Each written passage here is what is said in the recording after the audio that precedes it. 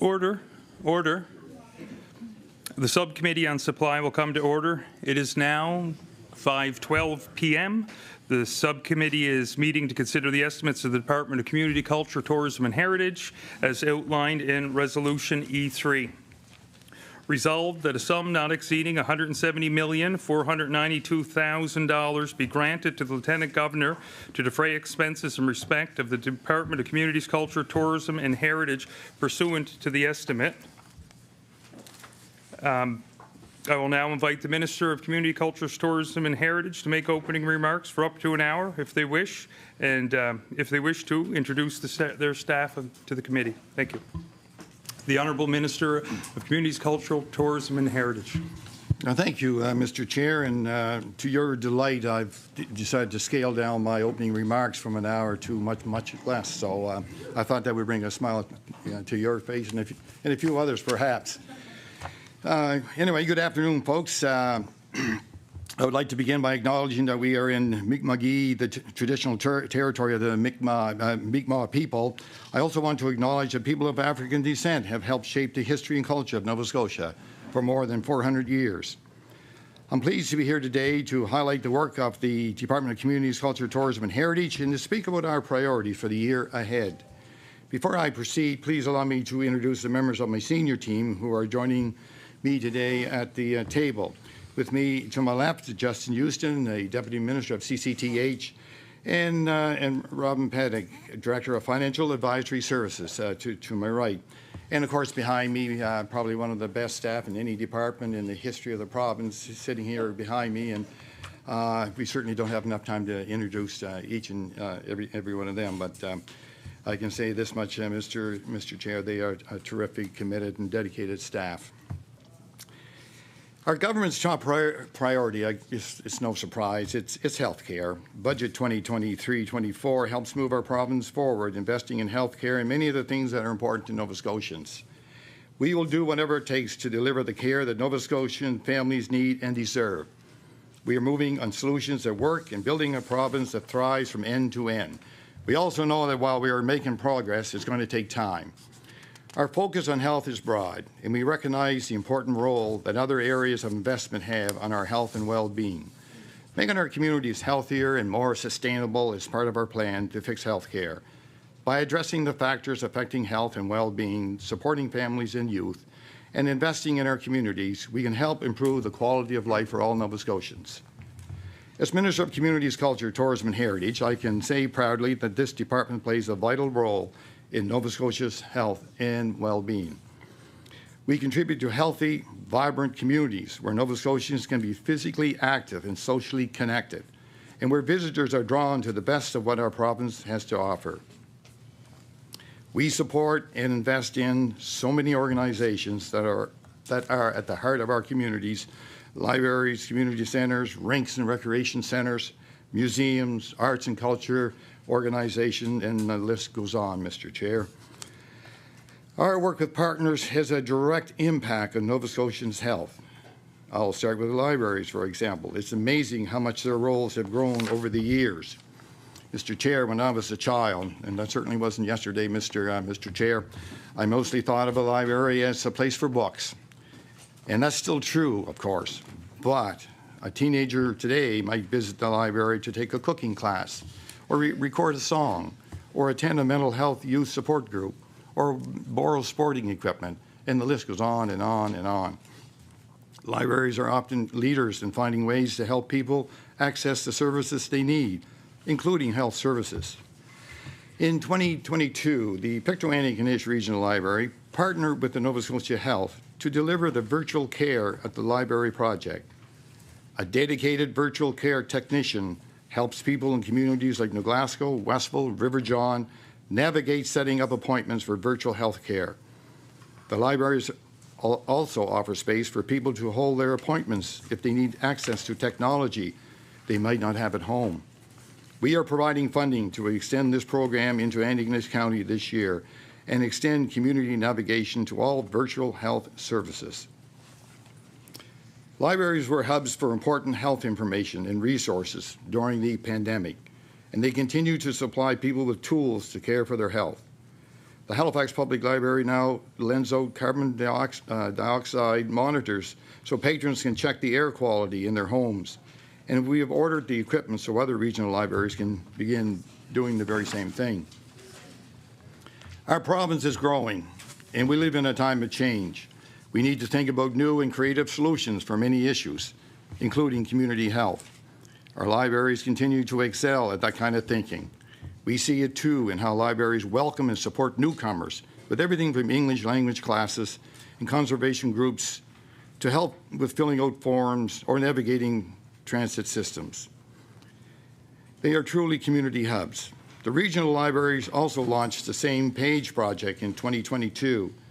This partnership between 8 regional library systems gives people across the province access to more than 1 million materials held in 60 library branches. The vision is that all Nova Scotians will have equal opportunity to connect on library resources for learning, discovery, and improved quality of life. That's a great vision.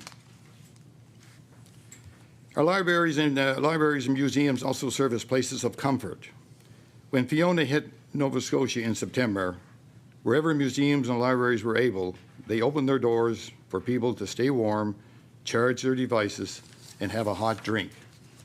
We know it's important for people to have a safe place to go during the extreme weather or other events, and that's why we instituted the Community Generator Program in 2022. It was launched as a $2 million program, but demand was so high that we increased the funding and provided a total of about $6 million to 180 organizations. Recipients included volunteer fire departments, First Nations, the Black Culture Center, and community halls across the province. We are helping these centers support their communities in times of need, and we are offering the program again in 23-24. We know that climate change is the challenge we must face across the province, and we've been taking proactive steps both within the department and with our partners to prepare now for the future. We've leveraged about $44 million in federal funding from the Investing in Canada Infrastructure Program and the Green Inclusive Community Buildings Program to invest in more efficient and sustainable community infrastructure, including projects like the Mariner Centre in Yarmouth, the Glace Bay Youth and Community Centre, and the new Nova Scotia Native Women's Resiliency Centre in Millbrook First Nation. We are upgrading our own sites to prepare for future weather events, and we are working with partners to make environmental sustainability an important part of strategic planning and tourism.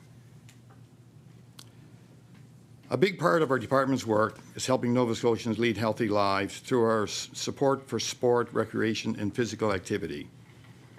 Through our Let's Get Moving action plan, we fund programs that encourage people to incorporate movement into their daily lives. And we work with education and early childhood development to deliver the Nova Scotia Before and After program, an affordable school-based program focused on outdoor play and physical literacy for elementary students before and after school. We also support municipalities, Mi'kmaq communities, to develop physical activity plans and put them into practice through the Municipal Mi'kmaq Physical Leadership Program. Our investment of about $1.3 million in 22-23 helped fund staff positions such as active living coordinators that serve 44 municipalities, 11 Mi'kmaq communities, and 1 village, as well as the Mi'kmaq Native Friendship Center. These coordinators find ways to reduce barriers to activity and get people engaged and moving in ways that work in their communities. We invest in new and upgraded infrastructure so people have access to be active. When a child plays on accessible playground in Parsboro or skates in the Antigonish area, when a young family goes for a walk in the Sackville Lakes trails, when a group of seniors enjoy a game of pickleball somewhere in the province, this department has worked with communities to bring these opportunities to life, and our investments today will help more people stay healthy and stay active. Infrastructure like rinks are at the heart of communities, but many of them have been neglected for years. We are fixing that. Our government made it a mandate priority to launch the Rink Revitalization Fund, which provides $1 million annually in grants up to $150,000 to help rural rinks undertake repairs. In the first 2 years, we've supported 58 rinks with almost $2 million through the fund. Of course, for some rinks, a cap of $150,000 doesn't cover the work needed. And in March of this year, we invested more than $20 million to help rinks from Shelburne to Sydney make major repairs that will extend their lifespans, help them operate more efficiently, and allow them to serve their communities for years to come. One project we are especially excited about is our $8.2 million investment in the Cape Breton University Canada Games Complex. It's been closed for years in disrepair, and it's going to be revitalized as a hub for female hockey, one of the only sites of its kind in North America. This rink will be the home of the Blizzard Female Hockey Association, and it will allow more girls from Cape Breton, Eskasoni, Membertou, and many underserved communities to get on the ice. One of the players who spoke at the announcement of this investment, Samantha Morrison, was the captain on the women's hockey team that won a silver medal at the Canada Games in Prince Edward Island this winter, thrilling us all with the heart, hustle, and teamwork they showed on the ice. It was one of the highlights of a history-making Winter Games for Team Nova Scotia. Our young athletes brought home 24 medals, our most ever at a Winter Games, and captured the Centennial Cup as the province or territory with the biggest improvement from one Winter Games to the next. Nova Scotia also won the Jack Pellick Award, given to the team whose athletes, coaches, managers, and mission staff best combined competitive performance, good sportsmanship, and a spirit of fair play, cooperation, and friendship. We are very proud of Team Nova Scotia, not just for their results, but for how they represented the values of our province so well. And that speaks to another top priority of ours, not only increasing access to sport and recreation, but making it more inclusive, welcoming, and safe for everyone. When young people especially have positive experiences in sport and recreation, when they feel like part of the team, they feel more connected. They often do better in school and are more likely to maintain healthy habits for a lifetime. As we work with our partners, we've been leaders in safe sport education and training in Canada. We held our first Anti-Racism in Sport and Recreation Week in November. And we are working with the Restorative Justice Lab at Dalhousie University to build restorative pathways for those who experience harm and maltreatment in sport. We also continue to support Black and Indigenous Coach Mentorship Program to help develop more leaders in sport who reflect the communities they serve. We are the first province or territory to reach an agreement in principle with the Federal Office of the Sport Integrity Commissioner on adopting their independent mechanism to address harm in sport, and we continue to advocate for a national coordinated approach to make sure sport is safe for everyone. Before I move on from our community sport and recreation division, one of many divisions in the department, I want to mention how we also help Nova Scotians access healthy food. The $200,000 Community Food Access and Literacy Fund supports community gardens and programs where Nova Scotians can learn to shop, prepare healthy meals on a budget.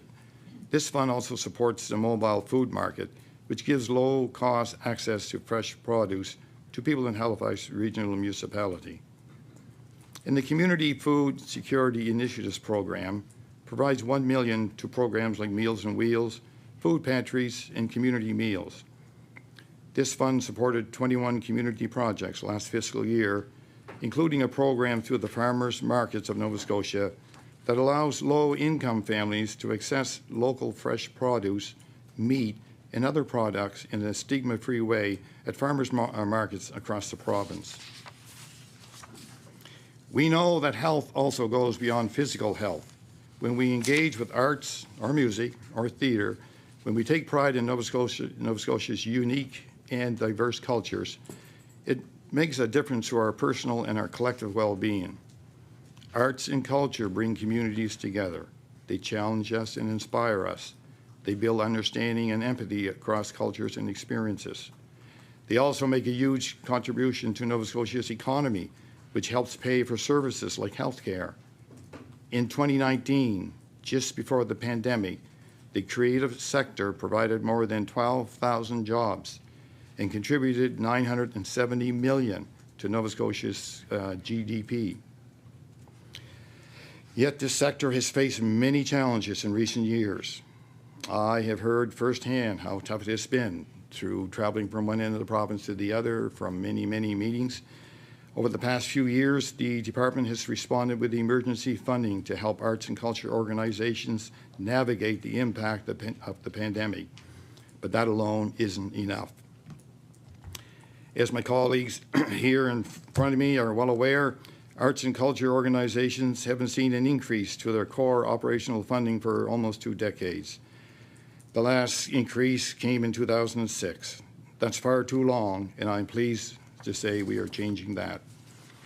In this 23-24 budget, we are increasing operational funding for arts and culture organizations and community museums by $5.1 million. This funding will support 180 organizations across these sectors, including new organizations that haven't been able to access operating funding because budgets were frozen. Our funding supports organizations that help shape the cultural landscape across the province, like Music Nova Scotia, the Writers' Federation of Nova Scotia, and the Acadian Culture Federation of Nova Scotia.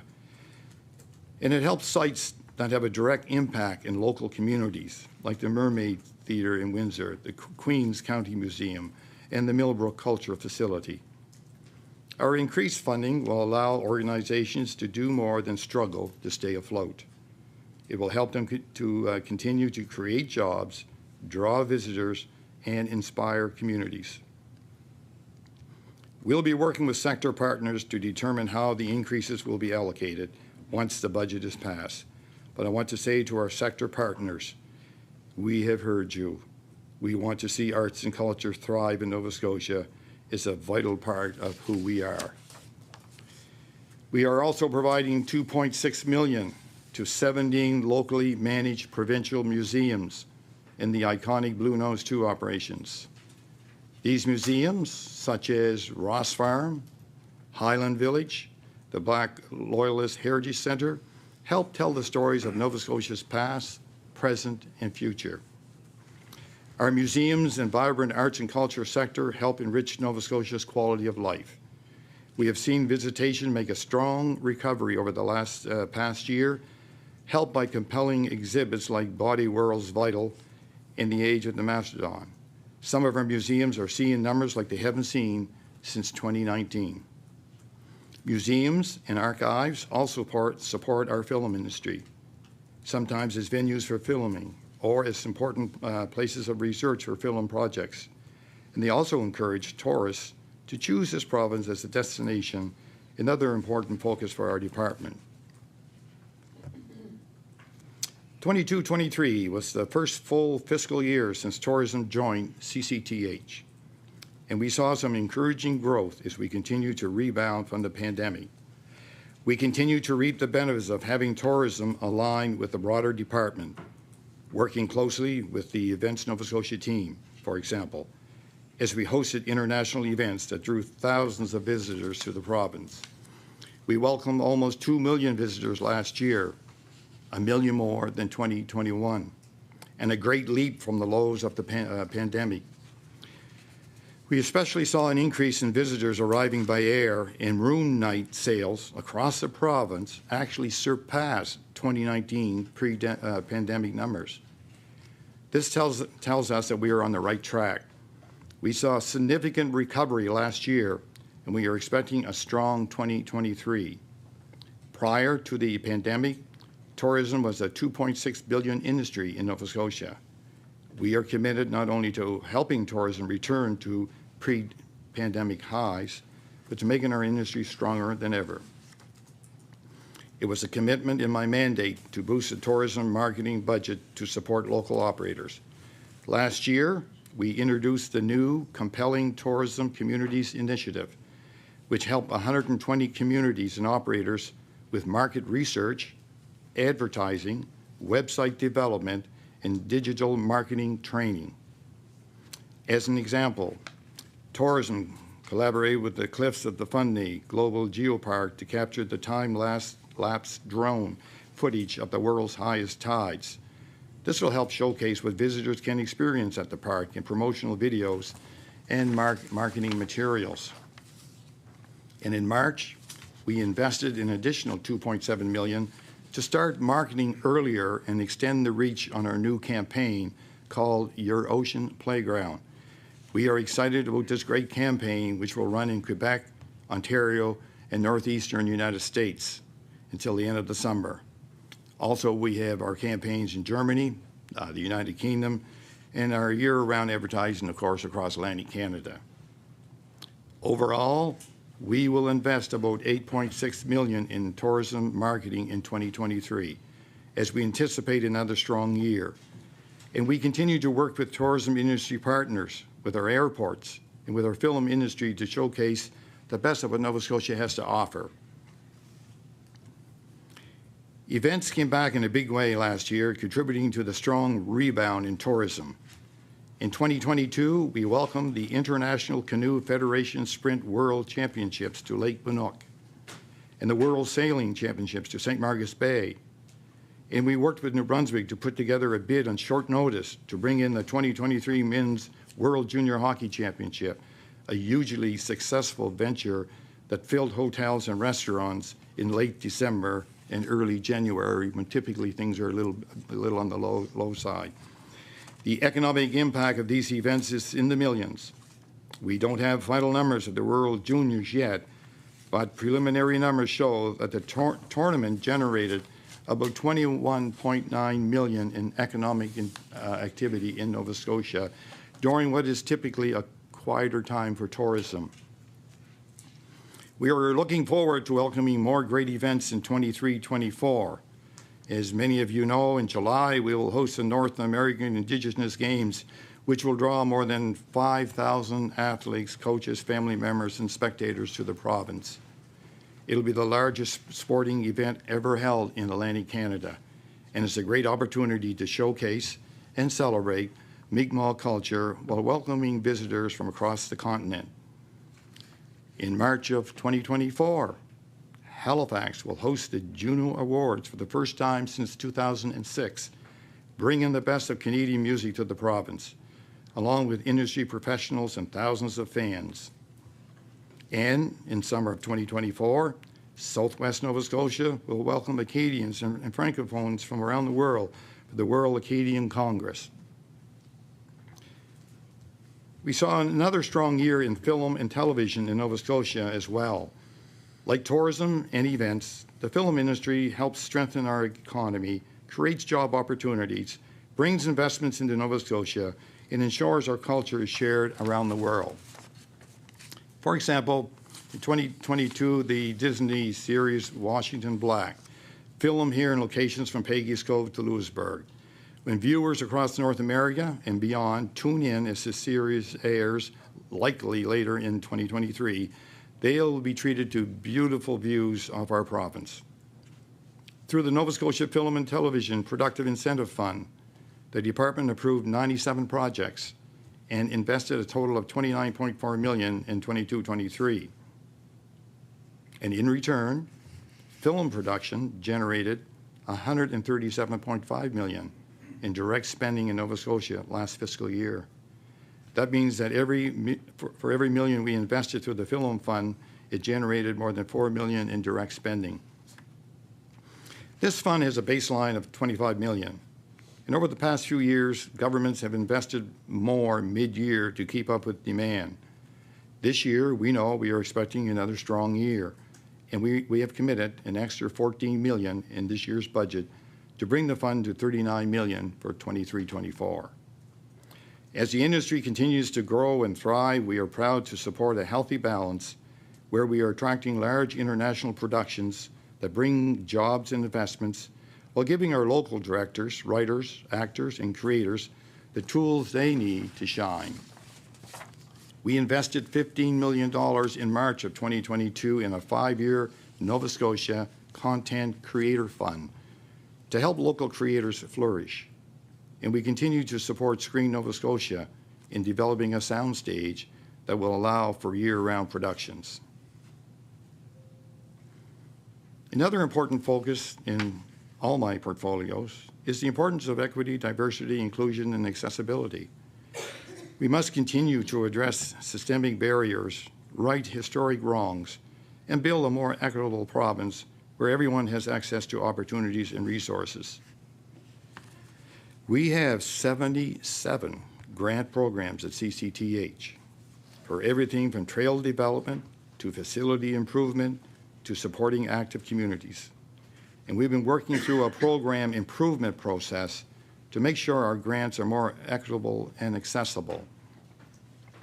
This has included interviewing people and groups who have been historically underserved by government to adjust our approach so we can better meet their needs.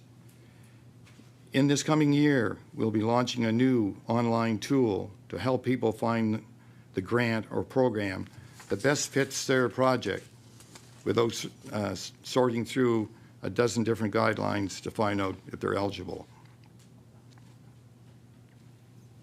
A good example of what I was just talking about was earlier today at noon, I took part in an announcement in Lucasville where we invested $100,000 to the organization there to help them take the first step, the first phase of creating a transportation, say, hub as far as being able to move from community to community, because the I call highways, or they're not main highways, but there's very little opportunity or space for people in the communities to walk safely along the side. So they're into phase one, a lot of planning. So again, just one example of many communities across the province that we're helping in many ways. So not only by being active, being physically active, and being able to move from community to community, but having the opportunity to connect. This is going to make our processes simpler and more user-friendly for community organizations, which are often run by volunteers juggling multiple responsibilities. We are excited to launch this new tool soon, and I want to extend my thanks to staff who have been working diligently on bringing this to life. And again, that's in our website, where it's what they're working on is to make it much easier for communities and organizations to go to the website and find out the proper program that fits what they would like to request. We also have two grants, the Business Accessibility Grant and the Community Accessibility Grant, that are designed to help businesses and community facilities become more accessible. Each program has a budget of $1 million. And last year, they supported a combined 90 projects. One recipient was the Wolfville and District Lions Club, which is a focal point for a lot of seniors' activities in the community. Our grant allowed them to install new accessible doors. In African Nova Scotian Affairs, we officially opened 3 new regional offices this year. In Digby, serving the Southwest and Annapolis Valley region, in Glasgow, serving Pictou, Antigonish, and Guysborough counties, and in North Preston, serving North Preston, East Preston, Cherrybrook, and Lake Loon. And again, there's, which I may mention, perhaps I'll mention it now. These offices are added to existing regional offices in Yarmouth, serving the South Shore, Truro, serving the Northern region, and Sydney, serving Cape Breton alongside our central office in Halifax. We have coverage across the province so African Nova Scotia communities feel informed and empowered to services, programs, and support through all government departments. We have worked alongside community-led organizations to help them build capacity and plan for future development and advancement. In 22-23, we provided special funding to the Black Cultural Center, the Africville Heritage Trust, and the African Nova Scotia Music Association towards strategic plans that will ensure their sustainability and success for the long term. In the coming year, we'll be working to develop an African Nova Scotian cultural tourism strategy. We have a rich history and culture here in Nova Scotia, across the province, and within our 50-plus African Nova Scotian communities. We know there's more we can do within the tourism sector to help organizations, business, and tourism operators showcase their unique offerings to visitors. And we continue to support innovative housing initiatives in African Nova Scotia communities. Through Associate Deputy Minister Provo and ANSA, we work closely with Municipal Affairs and Housing to provide $3.5 million for ongoing repair, maintenance, and the transfer of up to 50 community-based housing units in the Preston area. And we reached a memorandum of understanding with the Preston Area Housing Fund to explore opportunities to support long-term housing needs in the area that will remove systemic barriers and support community-based housing. We know the community organizations know the needs and strengths in their communities, and we want to give them the support they need to succeed. Last year also saw the launch of the Fair Care Project with support from the Office of Equity and Anti-Racism Initiatives. Through this project, Nova Scotia is now collecting race-based data in healthcare. This is something that communities, especially African Nova Scotia community health leaders, have been asking and seeking for a long time. Collecting and interpreting race-based data will help identify and address unfair differences in inequities in healthcare. It will also help the healthcare system work with communities to meet specific needs in an accessible way. We also continue to make significant progress in the Lands Title Initiative. In the 5 LTI communities, North Preston, East Preston, Cherrybrook, Lake Loon, Lincolnville, and Sunnyvale, we have now established clear title to 325 parcels of land. Since Part 1 of the Land Titles Clarification Act moved to the office in November of 2021, we have issued 30 certificates of claim or title. That's 30 in 17 months. And by contrast, the average prior to 2021 was about 7 per year. I have to give the LTI team credit for working closely with community members to advance this project and help more people gain the equity and security that comes from having clear title to their property. We have also expanded the LTI's legal services in partnership with the Department of Justice so that people have easier access to the services they need, all free of charge under this initiative. This year, the office will continue to develop the equity and anti-racism strategy required by the Dismantling Racism and Hate Act, which we were happy to introduce and pass last spring with the support of the All-Party Committee and input from more than 70 community organizations. We continue to draw on what we have heard from communities as we develop the strategy, and we look forward to introducing it by the end of July.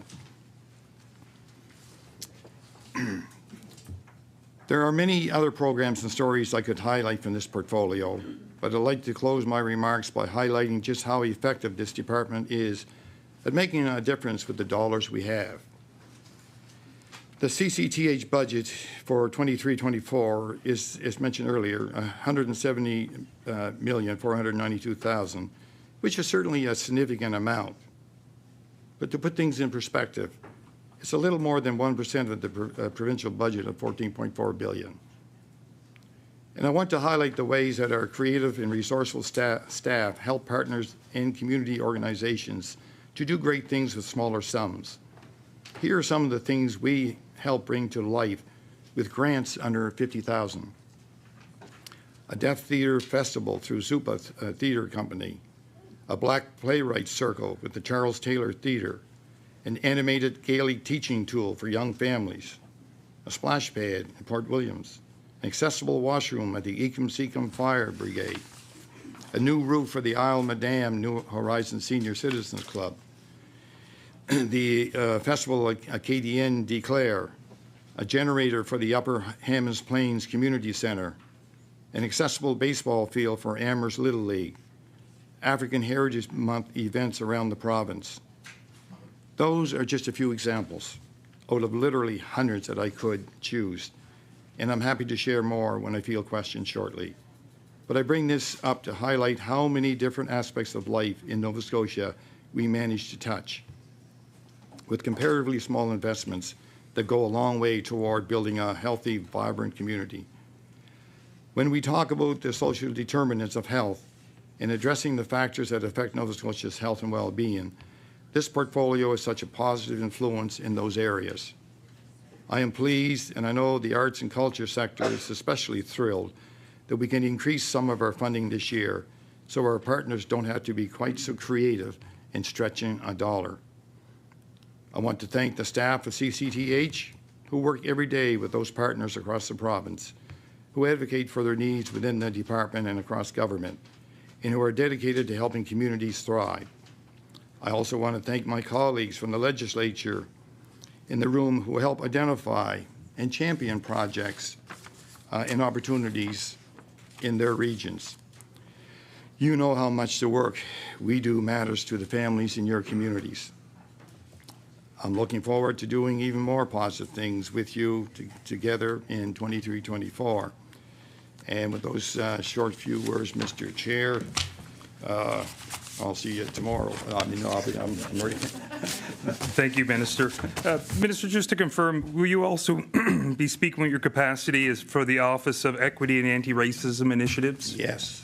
Okay. Yes. As I've already read E3 before, I'll read E28 now. Resolved that a sum not exceeding $4,681,000 be granted to the Lieutenant Governor to defray expenses in respect to the Office of Equity and Anti-Racism Initiatives pursuant to this estimate. According to the practice that has developed in the legislature, the opposition caucuses take turns asking questions for approximately 1 hour each. During each caucus's turn, the members within the caucus may take turns examining the minister and the estimate resolution. Only the minister may answer the questions, and caucuses are expected to share time fairly with the independent member. To begin the examination, I now recognize member from the official opposition, the member for Cole Harbour. Well, thank you. Thank you, Mr. Chair. And thank you, Minister. Thank you for providing us quite an in-depth detail of what's happening in the departments. And I also would like to take this opportunity to thank your deputy and the staff behind you that have helped you prepare all the stuff. And I have an idea of how challenging it is. So thank you so much. I'm going to start my question, Minister, with in January, a memorandum of understanding with the Preston Housing Area Fund was launched, and discussions about inequity were explored and opportunities to support long-term housing in these areas, including the work to transfer up to 50 provincially owned housing units into Cherrybrook, Lake Lune, North Preston, East Preston, Westfall to a nonprofit organization. The government is also providing $3.5 million to support the ongoing repair and maintenance and sustainability of these units. My question, Minister, is just to give me an update on what's happening with that, please. The Honourable Minister of Community, Culture, Tourism and Heritage. Again, thank you. Thank you for that question. It's certainly an important initiative that's happening in that community. The probably a better question for the community and housing minister, but also we are supporting that endeavor. So I can certainly, speak somewhat on it. But so we're working with municipal affairs and housing with regard to the Preston area in the provincially owned housing units, and just creating opportunities so that more people there can have community-owned and operate affordable housing developments going into the future. So you're correct. In the 28th of January 2023, there's a memorandum of understanding was signed addressing housing inequities, and so going forward.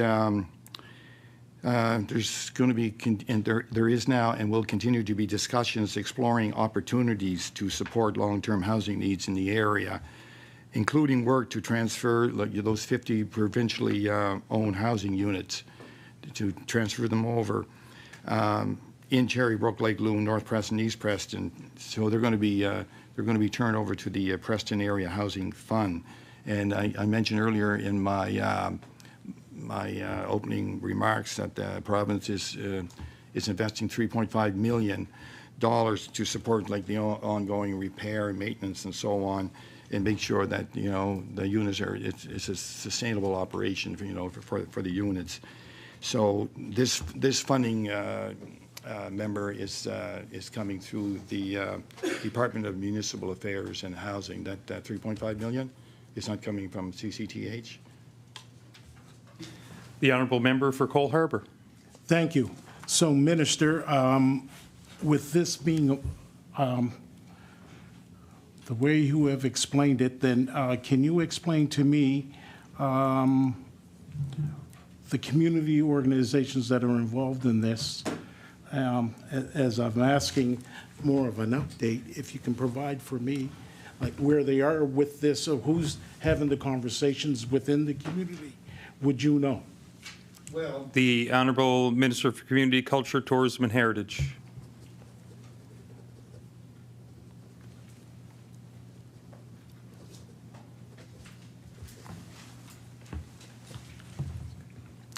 so again, like I mentioned earlier, the memorandum of understanding, of course, was with the Preston Area Housing Association, the group, and the Municipal Affairs and Housing are leading that initiative.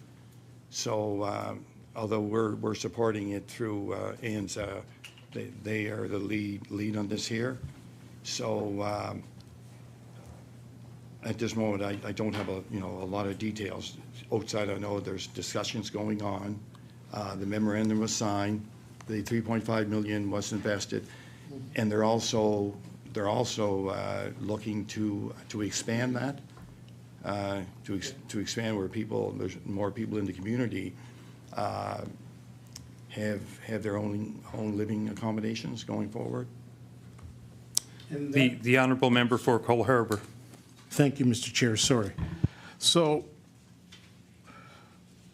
okay, I'll move on. Thank you, Minister. I'll try to get some ideas from the Minister of Housing. In January also, the province is supporting the African Heritage Trust to develop a strategic plan and to ensure a sustainable future. $150,000 investment will allow the organization to refresh programming and to develop strategic operations and plans.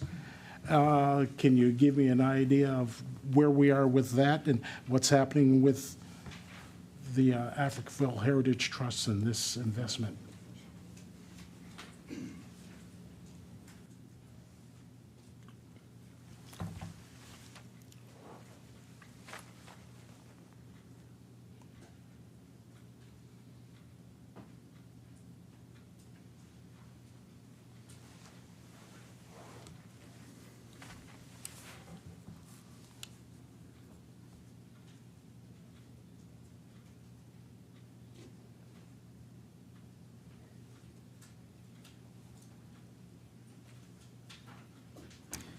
The Honourable Minister for Community, Culture, Tourism and Heritage.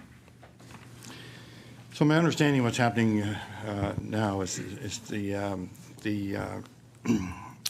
ANZA through the under the leadership of ADM Provo are working with the committee in the community to develop a strategic plan going forward, and that's basically the stage of where they're at right now.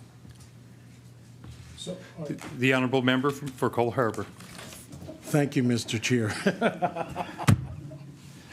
So I'm asking, so then are you telling me that it's a work in progress at this time? And You don't have any updates for me at this point? The Honourable Minister of Community Culture, Tourism and Heritage.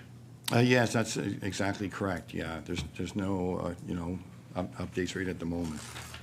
It's still a work. It's still a work in progress. Like, yeah. The Honourable Member for Cole Harbour. Thank you. Thank you, Minister. Do you have any, a time frame of when this is to be done?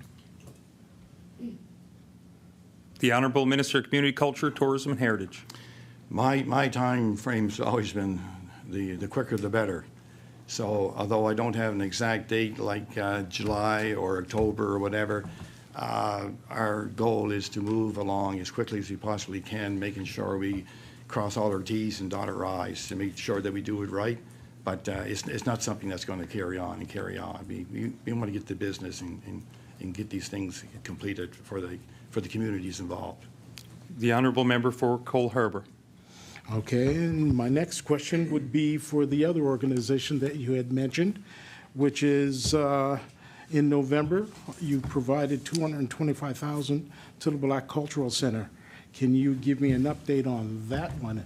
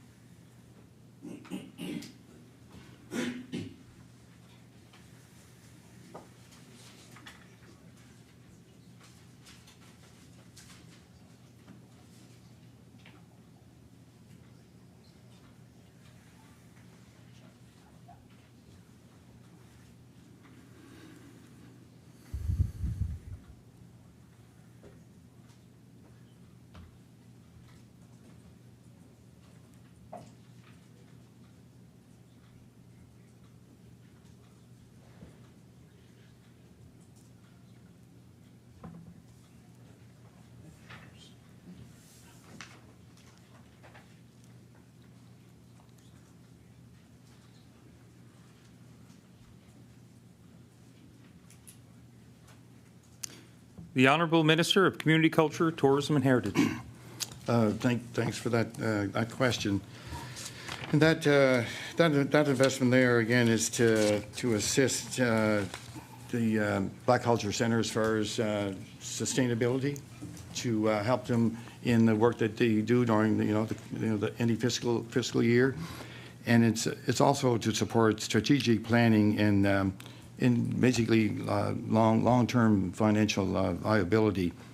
The board itself is focused on many things. One example would be the African Heritage Month would be one of them, and so their main focus now is to advance the strategic planning in the center and across the province. The Honourable Member for Cole Harbour. So am I to understand that part of that money is for operational funding?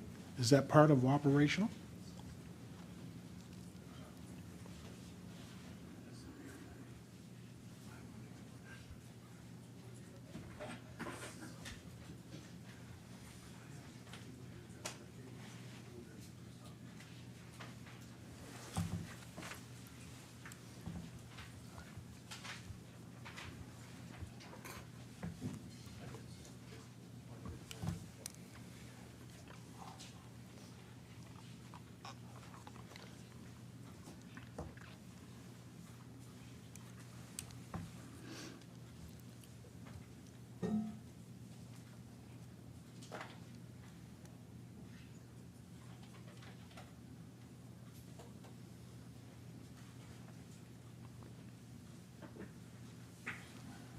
The Honourable Minister for Community, Culture, Tourism and Heritage. Again, thank you for that question. So the answer would be the majority of that, like the funding, the main reason is the investing in the strategic planning going forward.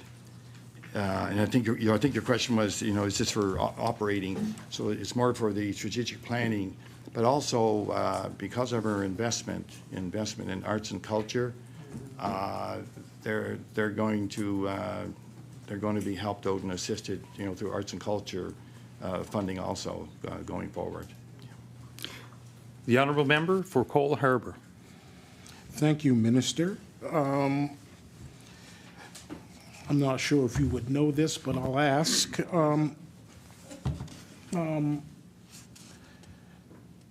Can you give us an idea of, and you may not have it right now, but can you give us an idea of the sort of direction that the center might be moving in with this strategic planning?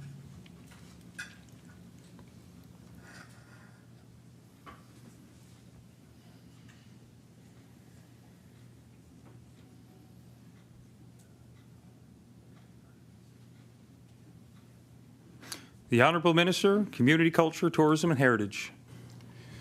Thank you, Mr. Chair. And although it's a little premature for me to be saying too much, but I can say this to the member that it's moving ahead with the strategic plan to be more connected with communities, the 50-plus communities across Nova Scotia. Actually, talking with them, listening to them, seeing what their needs are, and and from that information that they're already involved in, coming up with a strategic plan to be more accessible to these communities. The Honourable Member for Cole Harbour. So I take it then that would mean that they would have a greater reach across the province than the other communities, as opposed to being so centrally located?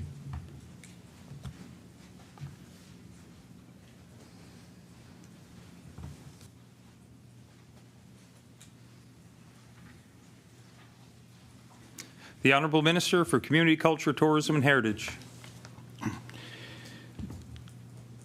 I guess, that could be one of the expectations, but it's what the communities want. It's not for us to to fire, as you well know, as being former minister, it's not for us to fire out even suggestions. Just we want them to do their work with their own communities, and from that details from that work, they'll be able to come up with a strategic plan, and that plan will develop, and the plan will show us if it's going to be a thorough expansion across the province or not.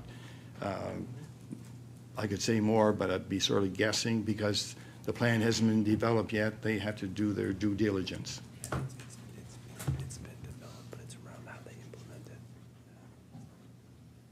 So, just to finish off, the plan that they have been working on, and they've been working on it for quite some time, but they haven't reached a point where they're going to implement it. Like they haven't reached that road yet. Hopefully, hopefully soon, they will. Sorry. The Honourable Member for Cole Harbour. Thank you, Mr. Chair, and thank you, Minister. So I wasn't suggesting that you're making suggestions or you should. I was just wondering if you might have had some insight on that direction. I'm going to move on now from there, and I'm going to move on to something that's dear to me, and that's the International Decade for People of African Descent. That ends in the upcoming fiscal year, 2024. Many Nova Scotians were invited to partake in this incredible, important endeavor, but we have not heard an update about this important issue. And it sort of appears, and again, I'll just use that lightly, Minister, it appears that there doesn't seem to be anything going on or not a mention. Can the minister please give me and the members of my community some idea of what the government may be planning for the end of this decade?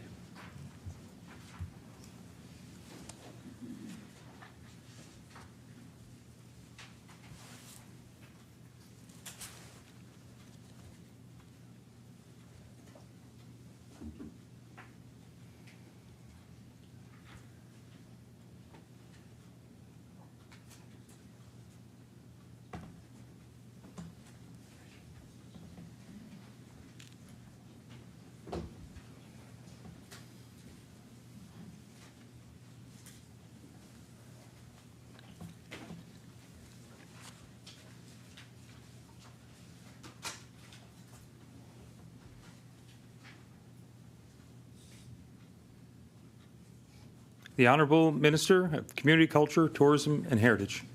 Thank you, Mr. Chair, and I'll begin to answer your question, beginning with DPAD and so on.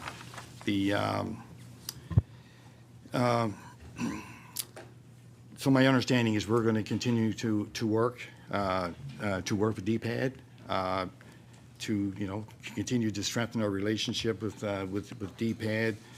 And just working with them to support the goals that they have in their supporting the communities. Those discussions have already started and are going on with DPAD, and exactly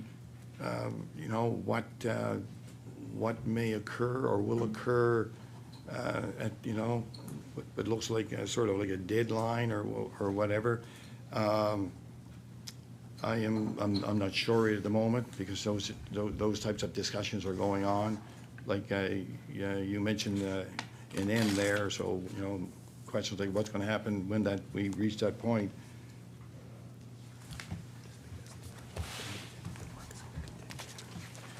So as I said, I mean, we're working with the organizations and so on, and just because we're coming to the end of it, it doesn't mean that that work is going to stop. It's we attend that work is going to to continue.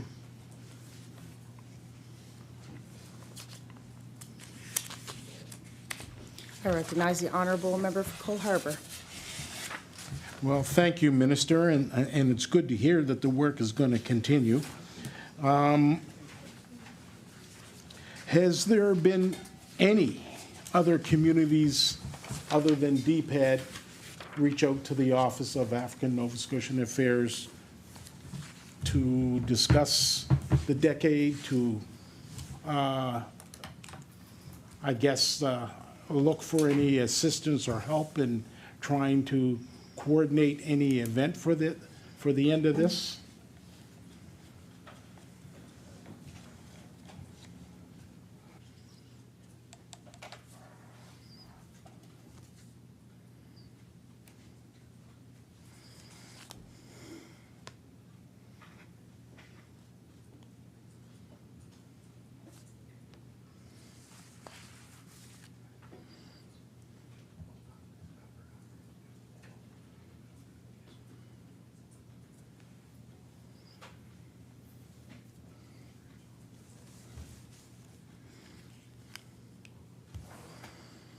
I recognize the honourable Minister of Communities, Culture, Tourism and Heritage.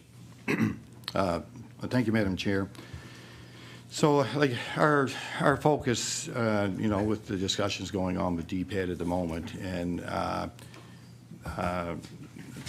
they're, what's suggested as their lifespan and so on.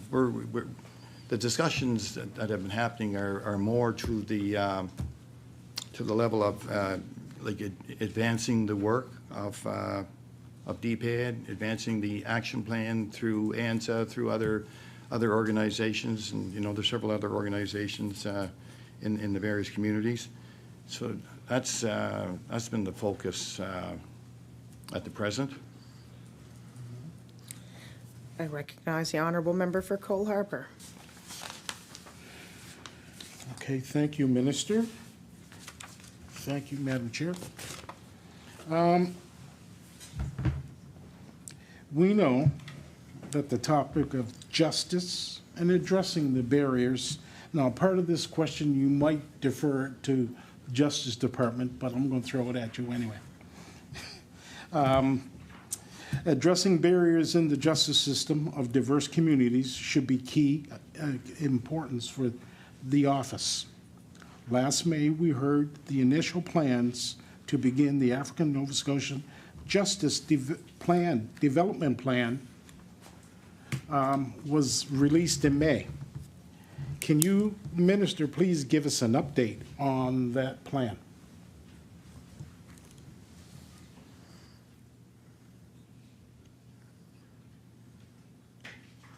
I recognize the honorable minister for Communities, Culture, Tourism, and Heritage. Thank you, Madam Chair, and having played a few years of ball, I could probably catch that ball coming towards me, but I have to throw it back because that's really a question for the Justice Minister. I recognize the honorable member for Cole Harbour. Thank you, Minister. A really important program that we have in Nova Scotia is the Nova Scotia Brotherhood Initiative. Can the minister please provide some information on how much is in the budget or how much was allocated for this initiative this year?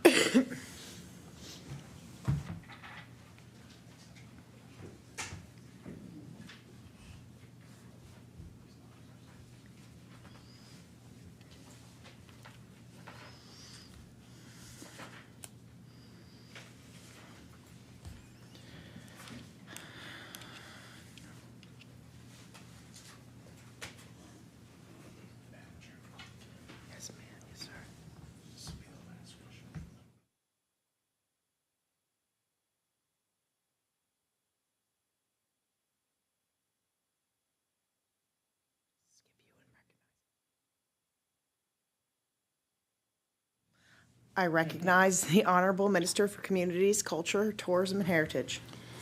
Thank you, Madam Chair, and thanks for the question. And again, there's not too much information I have personally on that because that's more an initiative through the Department of Health. I think it's in the area of approximately $200,000. But again, that would have to be a direct question to the Department of Health that are pushing that initiative forward. I recognize the honorable member for Halifax, Armdale. Thank you, Madam Chair. Thank you, Minister. First of all, I'd like to acknowledge the members of the leadership of the CCTH. As a member of this legislature, I'm grateful for your service that you provide people of this province. We know most of the time politicians and the ministries take the credits, but credits belong to you. You are the one who do this work, and I'm grateful have this opportunity today to meet all of you and to shake your hand, and I look forward in the future to in touch and to work with you. Secondly, thank you, Minister, for your notes, and I'll be more than happy to work with you. I'm going to start in my first initial question because within your notes, this is something that touched my heart. And oftentimes, I like to speak my mind rather than the notes that are in front of me. And just taking that note for the library and the initiatives and the benefits and the purpose of libraries. to say that I can make my personal testimony coming here as a refugee. And my first class that opened the doors for me was the library. And if I have looked back my recollection, there was a program that was designed for mature students, or might say an adult students, and to give the basic math and English skills. And after I finished that program, it was a one-year program, and if I'm not making a mistake, that program was funded through HRM. After I graduated, after I finished that program, I was able to attend an adult high school. So my testimony is, if that program was not there, I was not able to sit in high school class.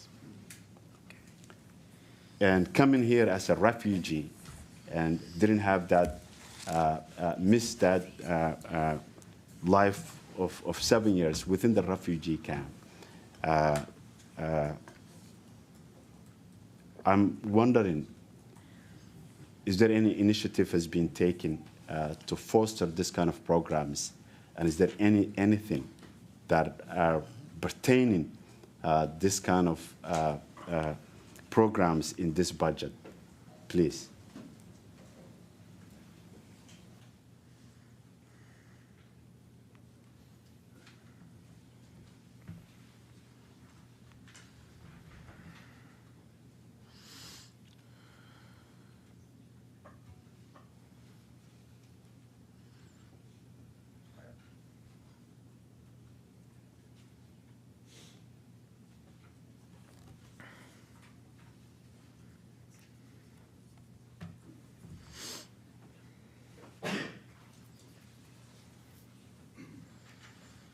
I recognize the Honorable Minister for Communities, Culture, Tourism, and Heritage.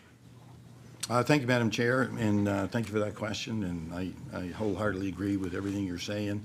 And before I attempt to give you an answer, I want to also agree with you about the wonderful staff that I'm with at the table and the staff behind me.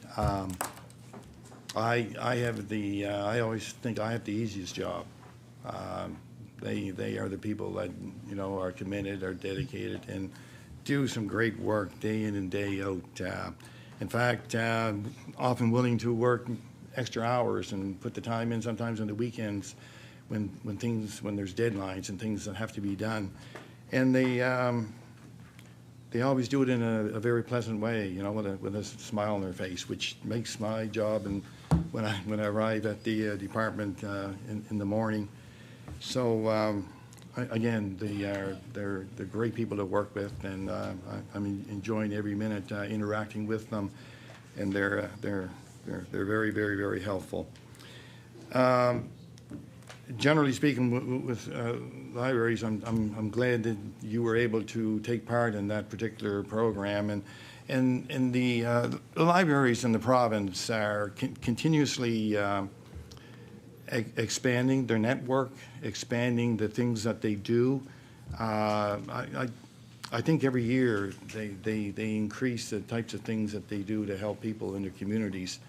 And we really saw that during the 2 years of the 2 years plus, I guess, of the pandemic, that they went over and above and beyond things that they did prior to in helping community members. The dollar value investment in the budget that you're referring to is again $16.5 million for this coming fiscal 23-24. I can also tell you that that I can stand to be corrected, but I think by 26 there will be perhaps a new funding formula. They're currently working on a new funding formula for all the libraries across the province, so that will be a significant milestone when and again, this funding formula, it's all about sustainability, and that where they can plan, you know, 1 year to 2 years, 3 years ahead as far as a lot of their programs and a lot of their, their staff, who they can retain, and if they can get more staff and so on to offer more programs. And again, this is sustainable funding over and above like project funding. There's also project fundings too that the libraries can apply for and come up with some very significant and worthwhile projects in their communities. The examples of projects, for example, under the Library Development Fund in this past year at the Colchester East Hants Public Library, and his Voices for Change speaker series to elevate and amplify the stories and perspectives of community members on social justice and environmental action topics. So there's an investment of just a little less than $19,000 for that particular project. There was another project where we invested roughly $20,500 at the Western Counties Regional Library Digital Literacy Program, and that's just for providing the tools, training, and devices needed to navigate health, government, and basically better online services. And so they, there are a couple of examples like, and I mentioned earlier in my opening remarks about the Pictou-Antigonish Library with the virtual care. They have done a tremendous job piloting that project of virtual care with, I personally know lots of people that have gone into the library to be assisted as far as virtual care, to use computers and so on. So and as I'm talking about the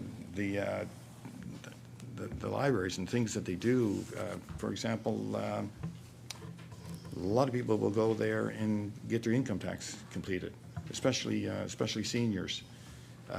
Where they'll visit the library, and there's quiet private places there where they can get their income taxes completed because they just don't have the technology at home to do that. But again, I'm a big fan of the library system, and throughout my previous career of 30 years, I sent a lot of students to the library to do some projects, do some research on a variety of things throughout the years. I recognize the honourable member for Halifax-Armdale. Thank you, Madam Chair. I think stories matter, and I'm glad I didn't narrate somebody else's story. I'm somebody who sit in front of you and share with you my impact of the library, and that itself is a testimony. So what I'd like to know is this estimate budget. First of all, what was the last year or prior to your this office? What was the budget of the library? You mentioned, I think this time, 16 something. And also, you have mentioned you have an intention in the future to have a better plan for to budget for the libraries. My question is where you were, where you are today, and where you're heading. Would you mind to clarify for that? Thank you. I recognize the honourable minister for Communities, Culture, Tourism and Heritage.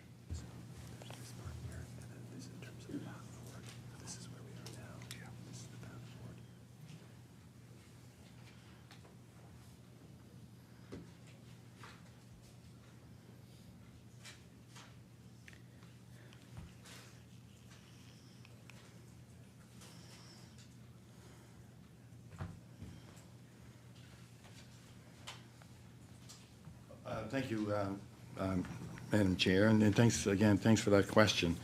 So, library funding is shared between the province, the municipalities, and the library board. And it's based on a funding model which was implemented in 2020-21. And at the moment, that's I mentioned earlier, they're working on that the funding model, and they hope to have that completed by 2026. So this model requires a minimum contribution from the municipalities and also from the board. And this is the first year, 22-23, that the increased level of municipal contribution under the new funding model was mandatory. So as we both know, we all know that libraries are facing escalating costs. And we're working with our partners to review the funding model. And at the same time, as we're working from 23 to 24 up to 26, we're also providing some bridging funding, because we know they have to be sustainable between now and when the funding model is complete. So the key to that was an additional $500,000 to help these libraries during this kind of like a transition time for their operational needs. And money to help them. They're always creating and innovative projects and so on. So again, as I mentioned, going forward, they've expressed that they are facing significant operating costs pressures, and are very receptive of this bridging funding that they are receiving. And of course, that's helping them with their operational shortfalls and so on in the current fiscal year. And current fiscal year that's starting now, 23-24. So CCTH will form a library funding formula committee in 23-24 to review and enhance the library funding formula to support continued sustainability of Nova Scotia public libraries. I'm going to take the opportunity just as a close. You mentioned about libraries and stories and so on. I'd like to just share you a very quick short story. This things sometimes that we're not aware of, but about three, four weeks ago, I was invited to attend a meeting down in Upper Beach Tracadie, and this community wanted to let me know and others that there is a third Birch Town in Nova Scotia, which I didn't know. I knew there was 2 Birch Towns in Nova Scotia, but a third, no. And so the Guysborough Historical Society had been doing a lot of work over the last few years to determine this, and they have found proof that yes, this community of 28 homes was in Birchtown near Manchester, not too far from Boylston, and a gentleman at that meeting who frequents the library. He's an elder in the community, and he started talking with the community. And he said the last person that lived in that community, and he mentioned the gentleman's name and his wife. The last person of the 28 families, they moved to New Glasgow, and he said his name. And as soon as he said his name, I said, I know this gentleman. He has passed away since, but I knew him for years, but never talked to him about where he came from. Or I knew he came from Guysborough, but never knew he came from a small community of Birchtown. So the different stories that come across depending on who you're talking to and where you are and so on is very fascinating, very fascinating. So they are looking forward to enhancing that area as a sort of a site for tourism. I recognize the honourable member for Halifax Armdale. Thank you, Minister. Quite honest, it's my questions are pertaining. The libraries are not anymore the library that we knew, which was you go there, you pick up books. We've seen what libraries do these days. It's over their capacity. It's over their mandate. But all those programs worthwhile because they have an impact for our communities. And, whether it's a vaccine, whether it is, actually even sometimes making people place for shelter, especially in the wintertime, and allow people at least a couple hours place that they can stay and get warm. So quite honest, I don't see that effort being made this budget. I don't see that vision being made this budget. But I will encourage in the future. I really believe the status of libraries has changed. And the way we fund it also should have a reflect for that change.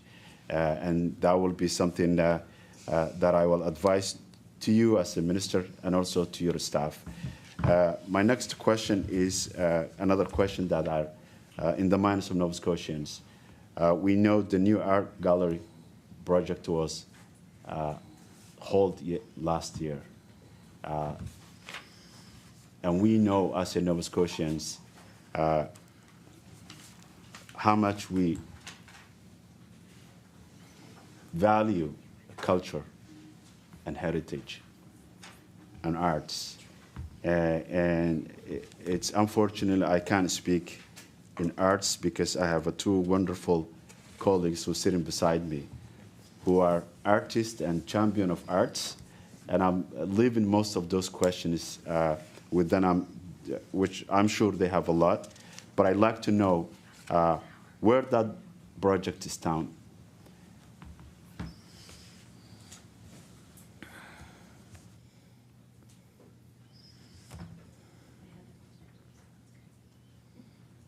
No, I have it, so like, got to take it off my list.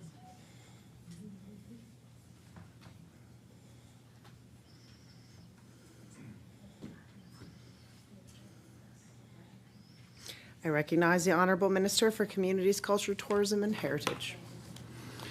Thank you, Madam Chair. And I guess the quick answer would be it's still on pause, but we are absolutely, definitely committed.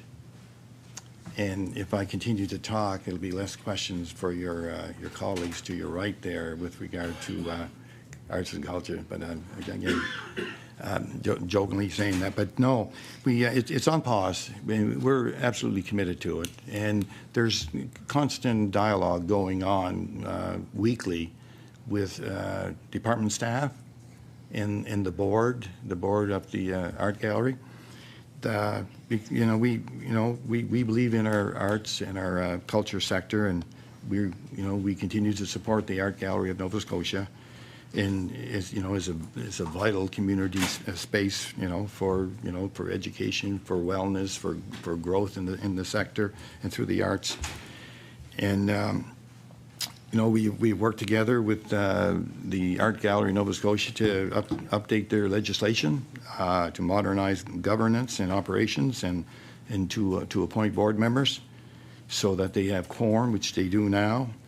And that helps position the gallery for not only the present but for the future success and into the future. And again, like the new gallery project has been affected by severe cost overruns, and through our dialogue with them, they realize that, and of course they wanted to get it built and get it built yesterday, but they know that we are committed to that, and again we all know the construction projects not only in this province but many provinces are through the roof. So I guess to finish answering the question, we value the arts, and we want to make sure there's a home for the arts, and a new art gallery, down in the waterfront will be a great place to share, not only with people from our province, but people coming into our province.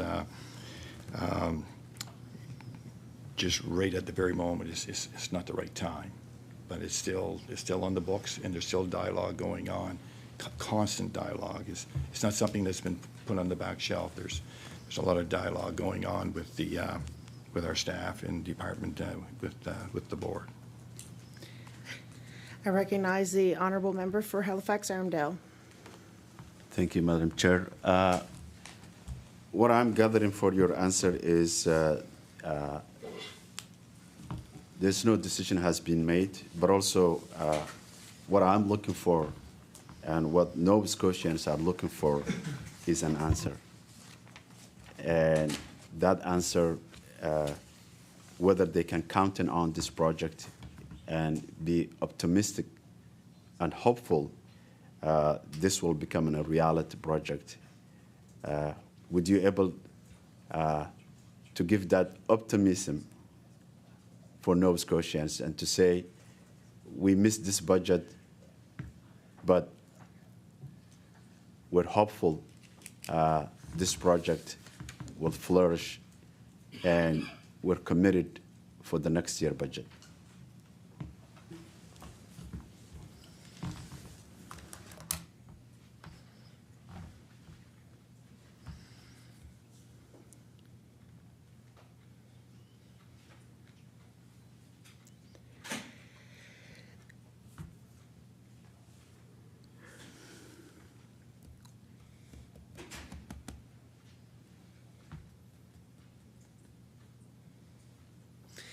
I recognize the honorable minister for Communities, Culture, Tourism, and Heritage. Thank you, Madam Chair. And again, I'll reiterate that we are committed to an art gallery, under the approved budget, and we are hoping that construction prices will peter off, level off to the point where we can sit down with the board and look at the realistic cost to build such a facility. To another part of your question there, is there a possibility in the next budget? Again, that would be very premature for me to even guess at what might happen in the next budget, but.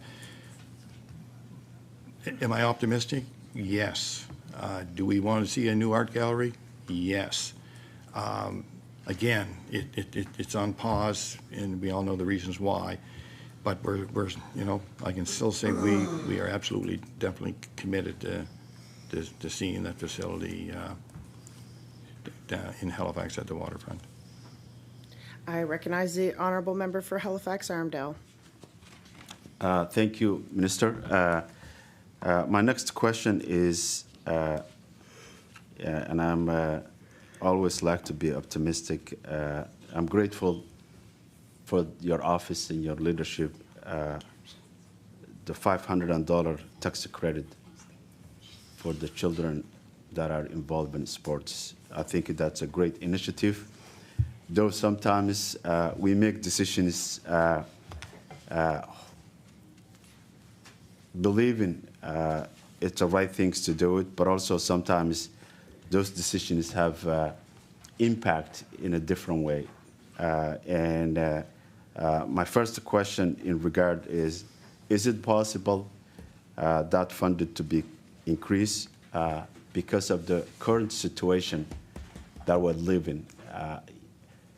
The cost of living is skyrocketing. People will not able to afford even to buy a grocery, not afford to pay their rent. So is it possible to increase this amount and to take away those parents for this burden? Thank you. I recognize the honorable minister for Communities, Culture, Tourism, and Heritage. Thank you, Madam Chair, and thanks for that question. It's certainly a question that I'm very keen and interested in also. The That's something that we are discussing and looking at as a possibility. The the $500 helps parents and guardians, as we know, offset costs of, to register their child in sports. And here's something that I've found out is so many parents or guardians don't realize that it also is a $500 tax credit for the arts. And so many people just think it's sports, but it's definitely arts. So, I mean, art programs like, literary arts, visual arts, performing arts, music, media, languages are all eligible for this particular tax credit, along with, sport and physical activity programs. I'm not sure if I ever ran into someone that knew that summer camps for arts they're eligible, to claim that on the income tax, like, or anything to do with summer camp dealing with sports or physical activity for that matter. So it can also be used for rental of equipment. It can also be used for rental of a facility to participate in a sporting activity or art programming or whatever else like. And no application is required. It's just a matter of filling out that line on your income tax. Going back to your direct question, that is something that we're discussing and looking at in the department with regard to the current $500 tax credit. Yeah, so listen, it's a yes. It's a finance-led initiative.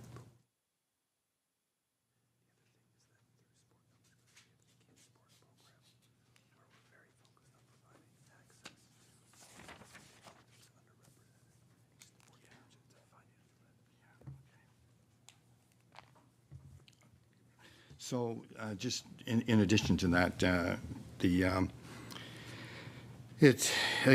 is a $500 tax credit, and it's and this is an initiative led by the finance department. This particular tax credit, and again, we are certainly open to exploring that. The fact that you were talking about it a few seconds ago there. Exploring ideas to how to perhaps increase but as far as there's other programs with regard to helping old groups and so on, and one is called Kids Sport, where there's funding available through Kids Sport and other organizations with other groups. Don't have the names of them right at my fingertips, but I can certainly get them very quickly for you. So over and above the $500 tax credit led by the finance department, through our department we also have other initiatives that help out youth that to break down those barriers for communities that maybe not get the opportunity to and that's something that I know personally is very, very important to members of the staff in CCTH that work with these programs. They're always spending time in discussions trying to break down those barriers, trying to make things better, trying to stretch the dollar to help our youth be involved, be active, be part of the community, socially, culturally and mentally and so on. I recognize the honorable member for Halifax Armdale with a reminder that there is a little over 2 minutes left of your time. Thank you, Madam Chair. I don't think I could have 2 minutes to finish my quite honest, I just actually got a phone call before I arrived at the house today. There's a gentleman who's also organizing refugee youth soccer program, and he was bleeding me today. He was saying, I don't think I can continue this program. I'm spending my own money, and this is the reason actually I'm interested in this credit. So one of the only questions that I have pertaining this tax credit is there any provision this credit, tax credit, those who are low income, marginalized community, will have an opportunity and they will not be disadvantaged because of this kind of credit. And is there any places that are those information that it's available so they kind of access in order to benefit for this service? Thank you. I recognize the Honorable Minister for Communities, Culture, Tourism, and Heritage. Thank you, Madam Chair. Thanks for the question. On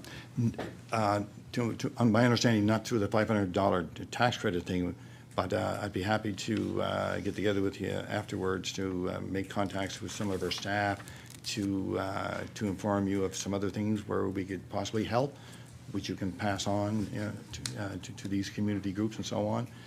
So I think there is some help and assistance there in other avenues like that might be very beneficial to these groups.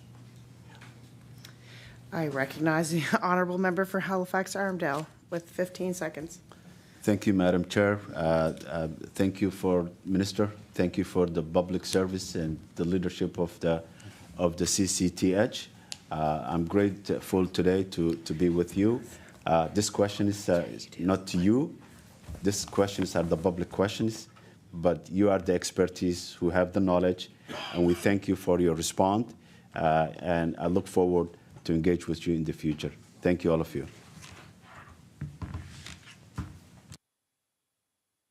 I recognize the Honorable Member for Halifax-Needham. Thank you, Madam Chair, and I as well want to thank all the staff for being here. I know it's not easy to just sit and listen, but I'm grateful that answers will come our way, and I'm going to start with some funding questions. My question is, can the Minister please tell us what funding is available this year to the African Nova Scotian Decade for people of African descent? So I know we were talking about that earlier, but we didn't actually specifically get any funding details. I'm just wondering how much is allocated this year for DPAD.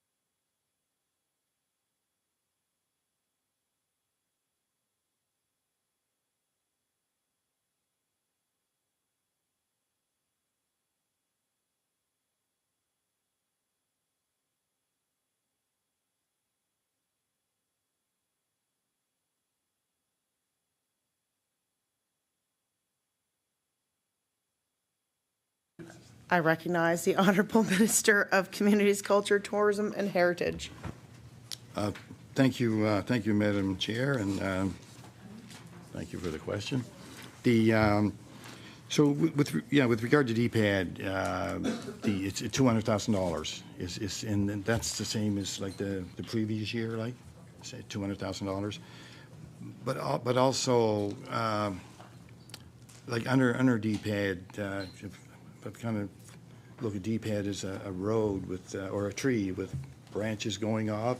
There's a lot of related things going on in the communities with DPAD, and there's also to my knowledge there's funding involved in all those too,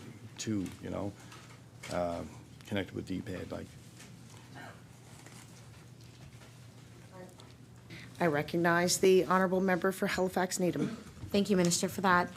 So is this a multi-year agreement, or is this just year by year?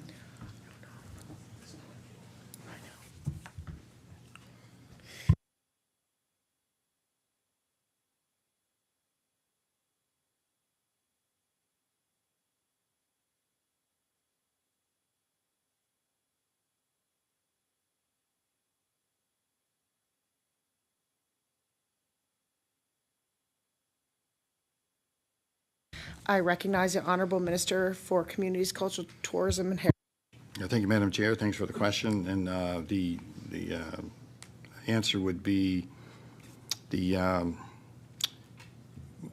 those discussions are going on right now with regard to, you know, what's going to happen in the near future and beyond that. With the DPAD Coalition and other groups connected with it, like. So, again, because those discussions are happening, I'm not too sure where they're going to lead, but I'm sure it'll be a positive road, you know. I recognize the Honorable Member for Halifax Needham. Thank you, Madam Chair. I want to just point back to the minister's beginning statements, and some of the pieces that I pulled out of that was sustainability and committing to the funding and making sure that, you know, we're able to continue to have these relationships within community. And DPAD is one of that specific. I mean, you mentioned as well the tree with the roots, and yes, they are rooting out, but we do know that there is a really, really important to make sure that what is there is going to be sustainable and is going to stay. So that's why I ask, is there multi-year? Because I know I asked the same question last year in specific to that. Is it on the table that their funding could be cut, or is this something that is not on the table at all? You will be continuing to fund. I recognize the Honorable Minister of Communities, Culture, Tourism, and Heritage.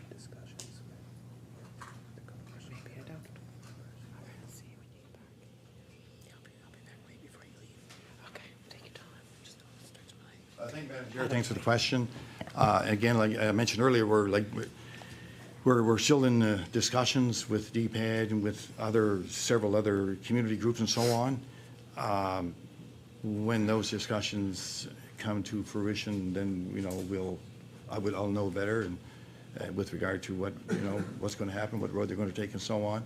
So those things are on the table, discussing with them now. There's many other areas, like I don't want to take too much of your time, but I do have a list of a lot of communities where they have received funding, how much funding and so on, for various projects in all kinds of communities, like the ANZ grants and contributions too. And I'm not sure if you are interested in that or whatever. I'll just hold off for now. And for example, like I mentioned earlier, the Black Culture Center, like $226,000, like the African Nova Scotia Africville Heritage Trust, $100,000. And I mentioned earlier in my opening remarks, or I mentioned it sometime a few minutes ago, about over in Lucasville, like. There was an investment today in phase 1 of $100,000 as an example, like. Okay, but there's, I could give you all kinds of more information if needed. Yeah. I recognize the Honourable Member for Halifax Needham. Thank you, Madam Chair. So I will continue on that questioning because you kind of gave me a segue. The Africville Heritage Trust was said to the money is to go towards a strategic plan. But I mean, as we know, with these organizations as well, with the Black Culture Center, they need multi-year funding. We've had many conversations with community and with these organizations, and that is one of the major things that they've talked about. And we know that, as elected parties, we have so many years in government to sit and make these huge impacts in community. And these are some of the ones that you're mentioning right now. The Africville Heritage Trust, I know they need sustainable funding. They need multi-year funding, as well as the Black Cultural Center. So I'm asking, is this going to be a commitment ongoing and not just a one-year investment?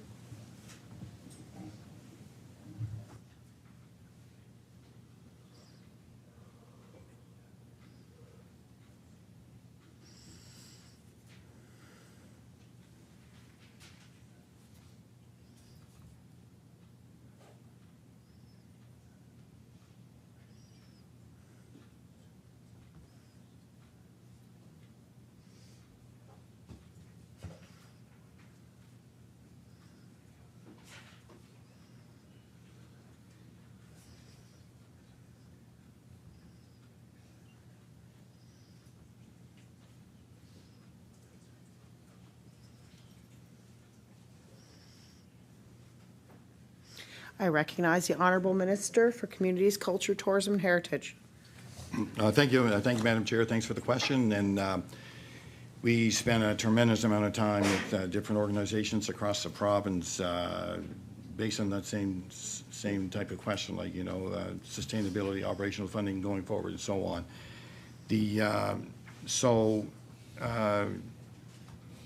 I guess with the Black Culture Center, you know, going forward, there's with the center, there's multiple year funding going forward for the Black Culture Center.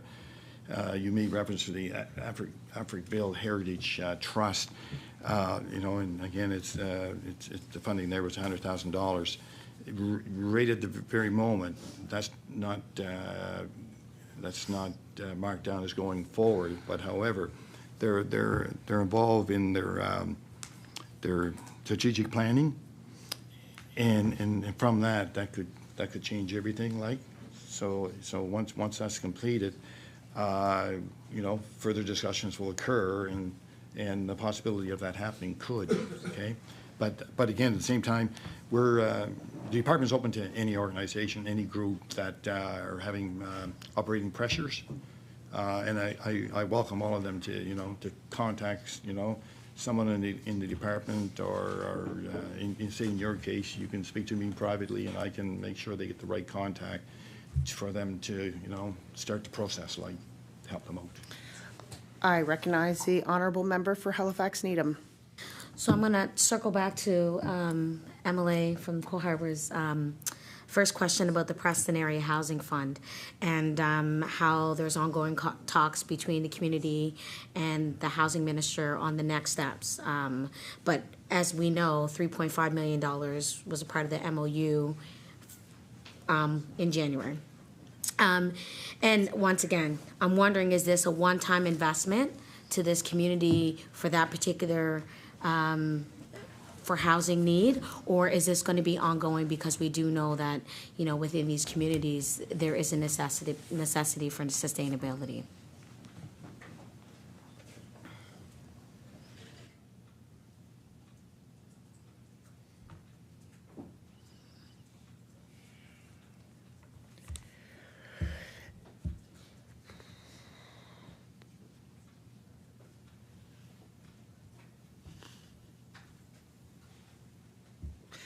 I recognize the Honorable Minister for Communities, Culture, Tourism, and Heritage. Thank you, Madam Chair, and thanks for the question. Again, it's certainly a question for the Minister of Municipal Affairs and Housing. But if you'll permit me, I'll say a few things about it. We're I guess our role in that, ANSA's role in that, is this, that we're listening to the communities. We're involved with the communities. We're doing everything we possibly can to find out what the communities need and want. And let's say with regard to, say, this particular initiative, is the housing initiative. So as we're doing that, we're bringing that information back to the Minister of Municipal Affairs and Housing to let them know exactly what we are hearing on the ground. So that doesn't answer your question directly. You know, will that 3.5 continue? But the needs of the community and the pressures of the community, we will hear that, and we will certainly let the Minister of Housing know. Recognize the Honourable Member for Halifax Needham. Thank you, Mr. Chair. So shortly after this government was elected, our caucus dedicated a significant amount of time and energy on an all-party committee designed to develop a bill on addressing racism and hate. The minister did say that they were having conversations with communities, and those conversations have been happening. I'm wondering if this department is going to start a commitment on reparations together with Black Nova Scotians.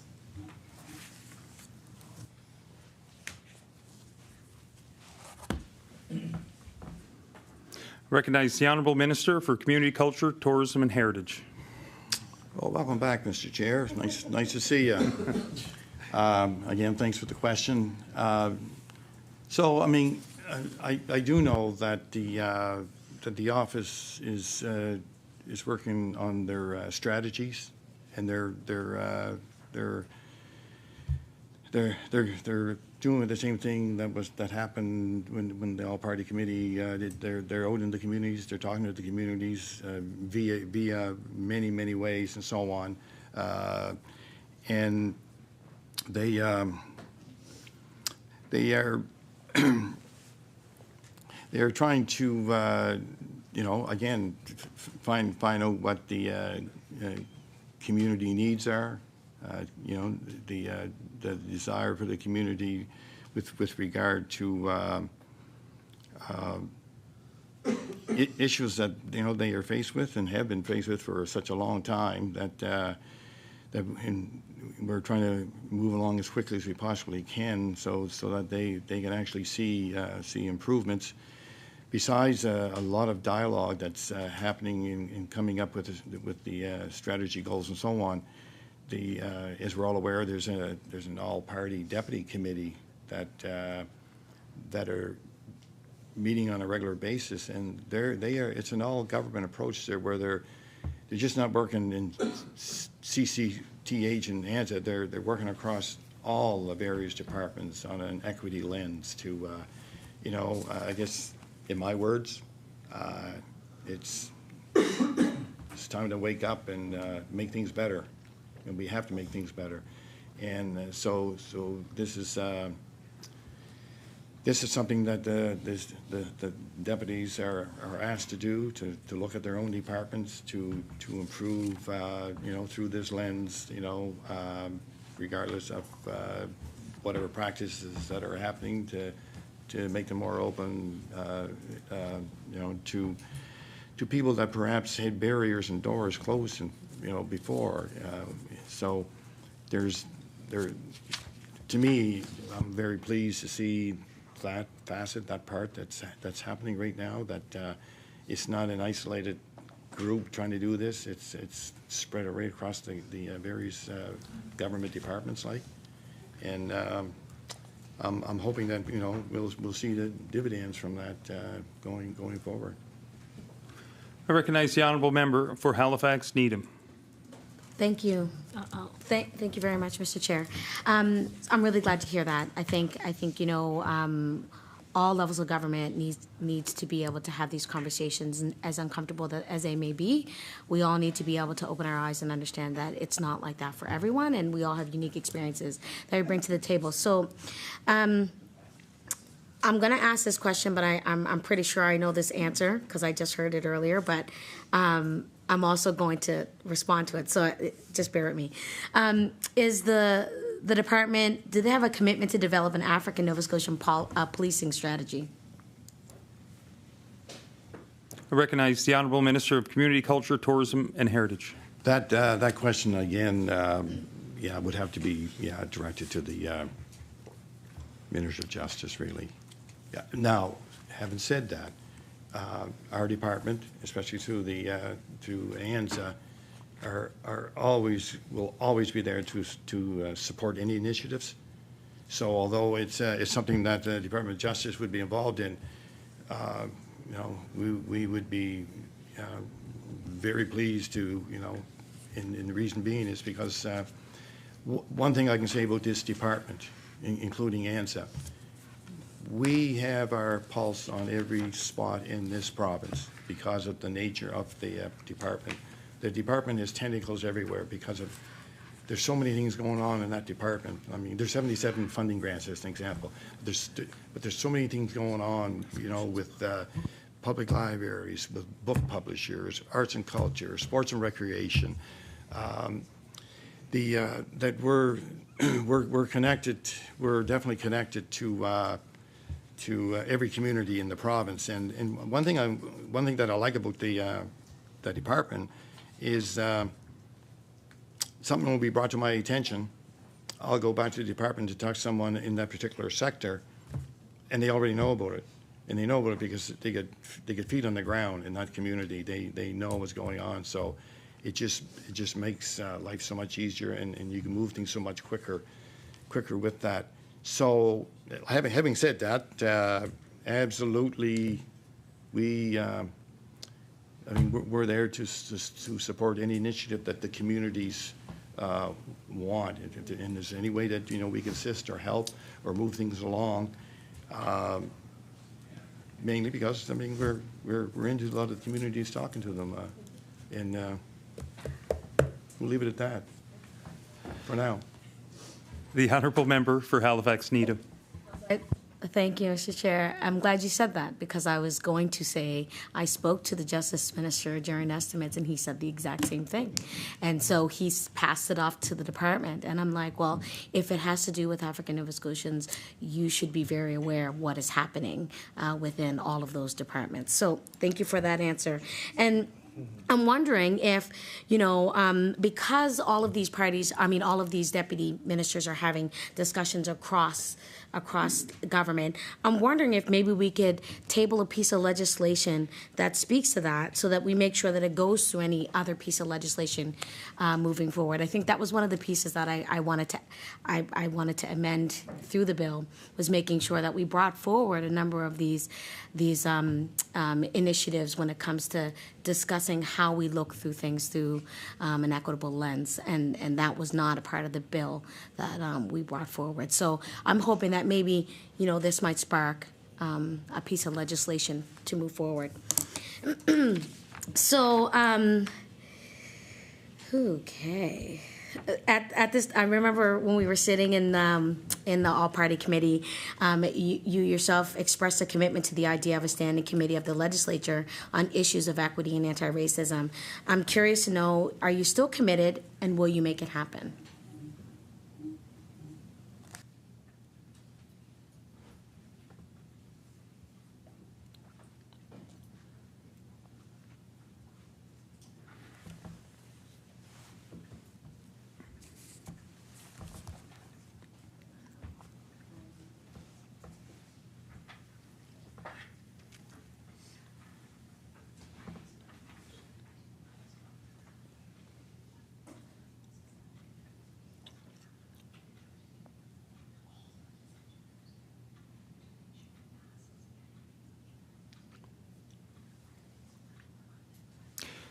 The Honourable Minister for Community, Culture, Tourism and Heritage.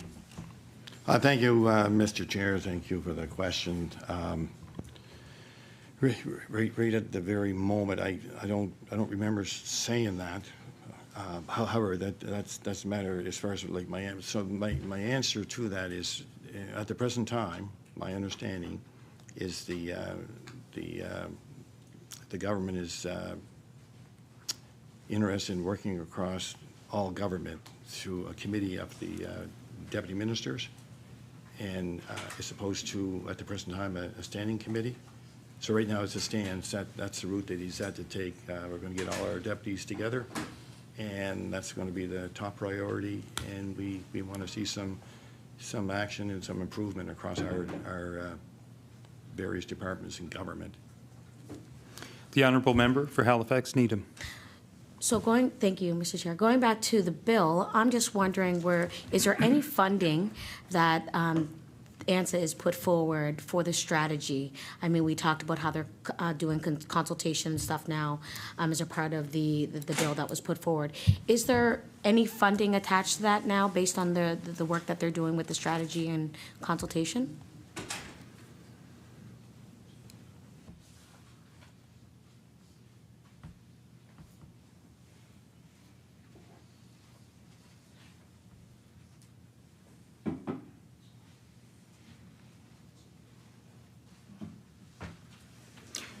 The Honourable Minister of Community, Culture, Tourism and Heritage. Thank you, Mr. Chair. Thanks for that question. So the short answer to your question would be, so it's like, it's not ANSA, it's OEA that is handling that, and there's I believe considerable expertise in that office. And the need for additional funding right at the moment doesn't seem to be a factor in the work that they're doing. The Honourable Member for Halifax Needham. Thank you, Mr. Chair. So it sits in the OEA's bracket, like they're actually working on it within that department. So then I'm curious to know, have you hired a new DM CEO of the Office of Equity and Anti-Racism? And is there a report that was done within that office that maybe we could take a look at? The Honourable Minister of Community Culture, Tourism and Heritage. Right at the moment, there has been no DM hired. Deputy Thomas, of course, as we know, is the acting deputy minister for OEA at the present time, and will continue to until such time that that there's a possible new DM.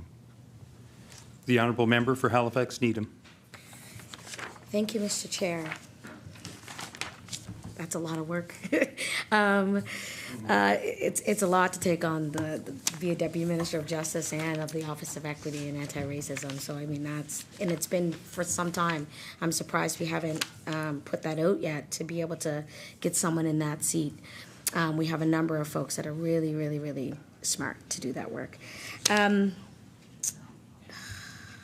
My next question is, the minister will know that Black beauty services are an integral part of Black culture, and and also that skill providers have faced discrimination and barriers to culturally appropriate and supporting licensing, apprenticeship, and economic opportunities.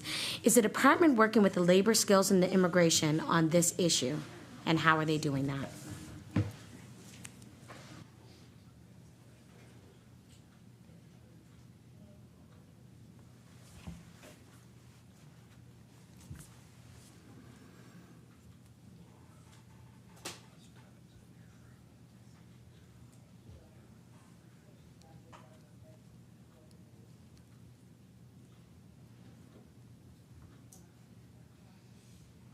The Honourable Minister of Community Culture, Tourism and Heritage. Thank you, Mr. Chair. Thanks again. Thanks for that question. It's like a LSI issue, but what I can say is there's a considerable amount of dialogue going on, if I may call it, in the industry, like the dialogue going on, of course, is it's having people that are interested in this industry to be heard, to have their skills recognized, for example, and to become certified practitioners in the province. So that certainly that dialogue is happening, and again, we know how important that is in the culture in many of our communities, and there's been a lot of communities that have involved in the consultation in this process and engagement to share what they believe a voluntary trade program for natural care services could be provided and would be provided, like in our province, like so with the destination of a Black beauty culture innovator is a trade, existing practitioners and those new to the occupation, as a result of this, should have access to a new training program forward, like, and be able to have their the skills that they have and the skills that they're going to learn recognized, through the certification program. The Honourable Member for Halifax Needham. Thank you, Mr. Chair. So I just want to make sure that I'm hearing that you, as the Minister of African Nova Scotian Affairs, are advocating on behalf of those beauty services to be able to make sure that they can get the accreditation that they need.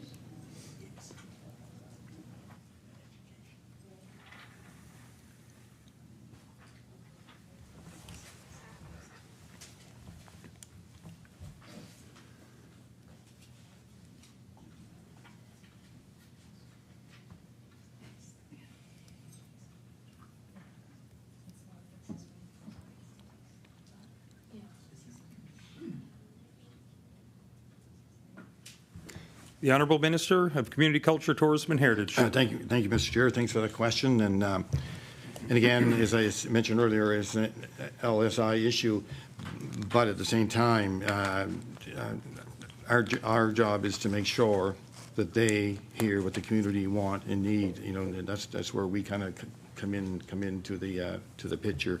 So it's important to ensure community members and entrepreneurs can continue to practice natural hair care services without unnecessary regulatory burden or infringement on, you know, these cultural practices. So that's where we come in as far as, you know, listening on the ground, just, you know, exactly what's going on, what's happening. So we can listen, be their voice sort of in this whole process. The honourable member for Halifax Needham. I only have one more question left, and then I'm going to give it to my colleague here.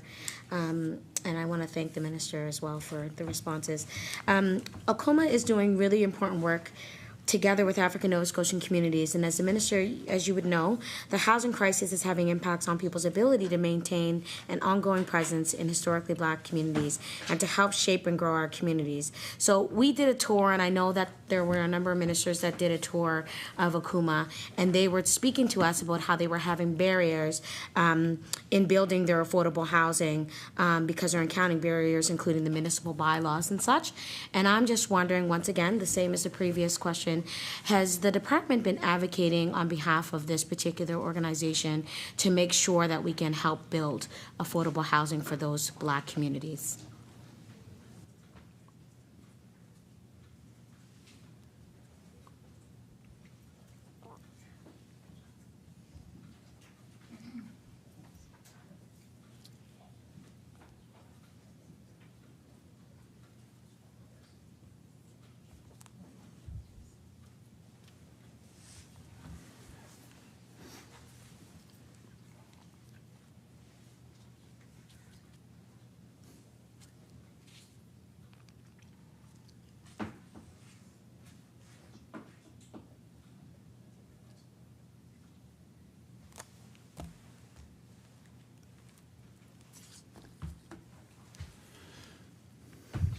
We recognize the Honourable Minister of Community Culture, Tourism and Heritage.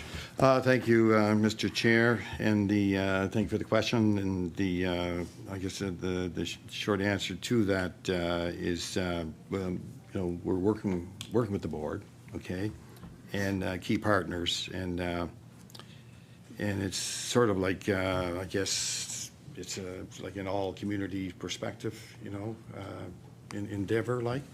So you know, so through ANZ, they are currently and will be, like, they're working with the key partners, I guess is probably my best answer at the present.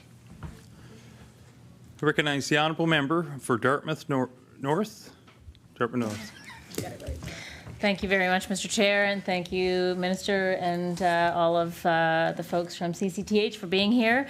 Lest I run out of time, I will say, obviously, I'm very happy about the increased funding in the Arts Nova Scotia and Cultural Division. But unfortunately, I only have 25 minutes or so to ask questions, so I'm not going to talk about that. I wish I could. But so I'm going to rip through a bunch of questions. First one I have is, I understand, so the minister talked about the food or the after-school program, before and after-school programs that are connected to the Let's Get Moving project. So how much money is in the budget for this program this year? Is it an increase from last year? How many spaces are funded? And question that's not on my paper, but I'm curious about, is how, I didn't realize that these programs were, or these spaces were connected with the Let's Get Moving thing. So how do we make sure, or does the department make sure that the programs actually get kids moving? So is there a curriculum? Are there checklists? Are there what? Outcomes that we're looking for? That kind of thing. Recognize the Honourable Minister of Community Culture, Tourism and Heritage. Thank you, Mr. Chair, and I will attempt to answer those 13 questions, but no, only 4, no. Anyway, I'll make some comments, and then from that you'll be able to circle and come back and ask more. But the dollar value for the food security in the province, of course, was in Oh, sorry, after, yeah, the after-school Yeah, program. One after-school program, so it's, there's a Canada-wide agreement. Mm-hmm. And it's funded by education, and it flows through to us, and we'll get the numbers in a second. And the staff work closely with the regional physical activity managers and outcomes. And there are delivery standards that they have to follow. So if you want to read that. Okay. Again, thank you, Mr. Chair, there for being patient. So it's a Canada-wide agreement, and it's funded by EECD to us, and the staff work closely with our regional physical activity managers with as far as on the outcomes and delivery standards have to be followed. As well as, training of staff to support facilitating active outdoor play. I recognize the honourable member for Dartmouth North. Great, and then the other questions I had were, is the funding for this program an increase over last year, and how many spaces are funded?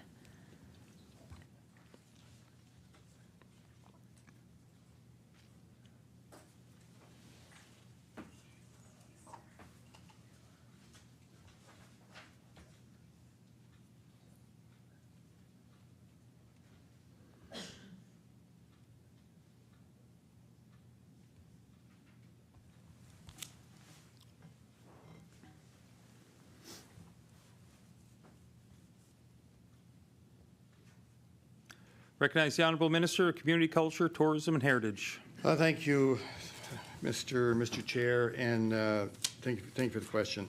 So the budget for 23-24 has increased. It's increased by approximately $400,000. That's for And all of landscape strategy, not just before and after. yeah, that's for all the strategies. But there's 1,300 spots. And right at the moment, I don't have on my fingertips just exactly how many, as far as the before and after program. It's information we could probably get, but I don't have it at my fingertips. I recognize the honourable member for Dartmouth North. That would be great, if it's possible to get that information, after tonight, and also just because I don't have much time, if there is a projection with, if the increase is going towards new spots, that would be great to know, but don't answer that now. I want to ask about film and television for a quick second. There's an increase in the film incentive fund for this year. Is that because it's expected that there will be more film and TV happening and requests made to the fund? Recognize. Nope. Lost my way of talking.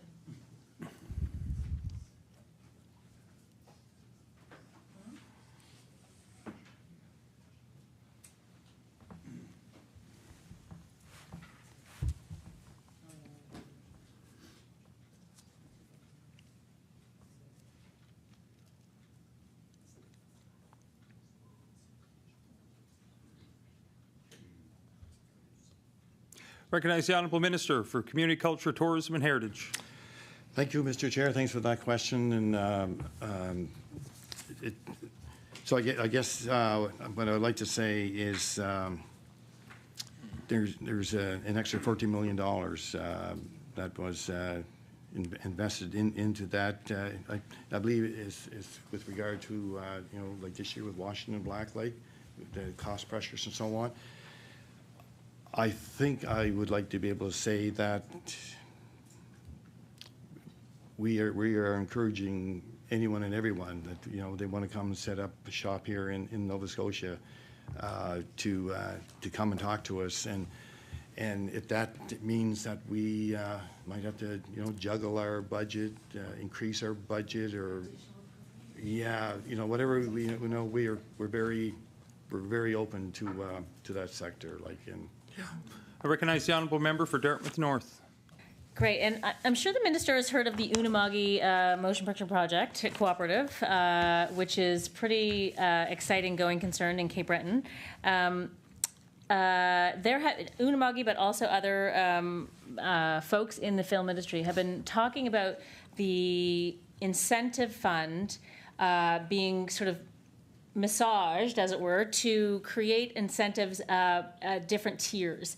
So, for instance, right now, the incentive fund is like 30 kilometers, like the city, and then 30 kilometers out, right? So, say to like St. Margaret's Bay, and that's, you know, that's one level of the incentive fund. And then anything beyond 30 kilometers is and that's to the rest of the borders of the province, is another tier. But it makes sense that, you know, anyone who's shooting in Chester, for instance, is getting a higher incentive, but their crews can drive back and forth to Halifax, for instance. So it's costs them less money for a better incentive. But that disadvantages people in Yarmouth or Sydney or, you know, places that are actually far from the capital. Wondering if the department is looking at a tiered incentive fund to encourage more film and TV activity outside of the centre. Recognize the Honourable Minister of Community Culture, Tourism and Heritage. Yeah, it's kind of ironic that you mentioned that, because just recently we've been discussing that and talking about that, and we are definitely considering this request. So there's ongoing dialogue as we speak. Recognize the Honourable Member for Dartmouth North. Great, I'm glad to hear that, and I will ask for an update probably in the fall session. Would the minister be able to provide an update of what's happening with the funding for book publishers in the province, the total amount of funding for this year over last year, and the timeline for applications and distributing the funding? Given that we just went through an overhaul.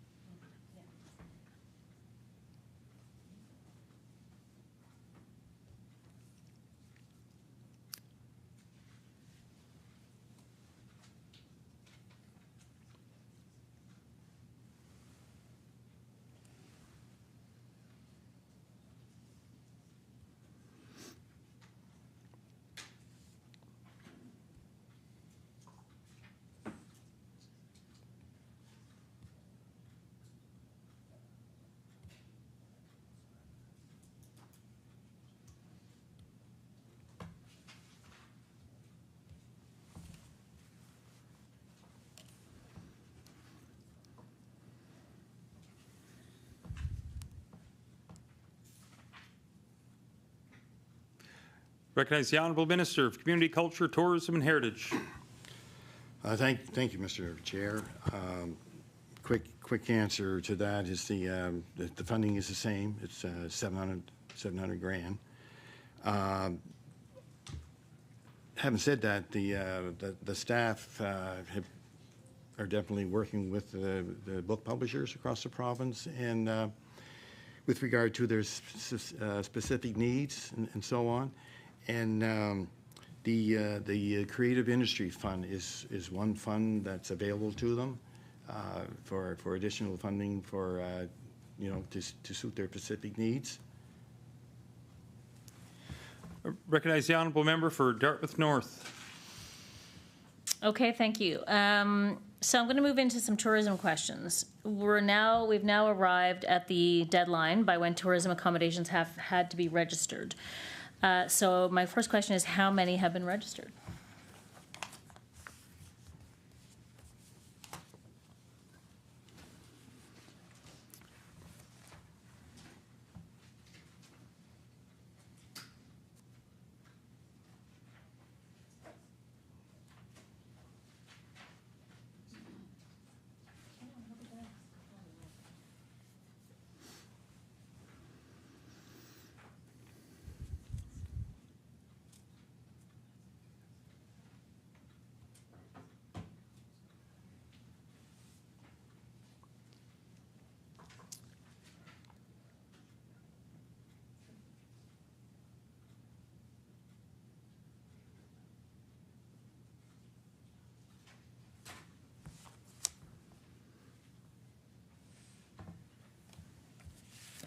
Recognize the Honourable Minister of Community Culture, Tourism and Heritage. Thank you, Mr. Chair. The quick, short answer would be about 3,000. Recognize the Honourable Member for Dartmouth North. Thank you. So does the department know what proportion of rentals have registered? And if so, how do you know? Or how does it know?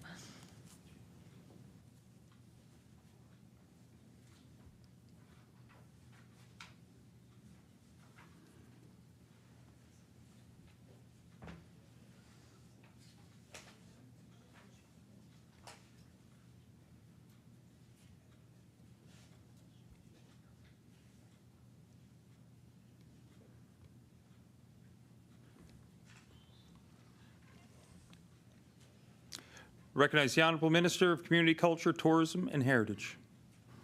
Thank you, Mr. Chair. And this information I'm going to pass on to you is up today. Okay, it's new information, and the breakdown is 13% hotels, inns, motels, resorts, bed and breakfast, 13%. Cottages, cabins, tiny homes, unusual lodging like domes, camping trailers, and so on, 31%. Entire apartments, condos, houses, and vacation homes, 36%. Rooms in a home, self-contained secondary suite like a basement apartment or a loft and a garage, 20%. I recognize the Honourable Member for Dartmouth North. Great, thank you for that. Will the government do inspections or enforcement of registration?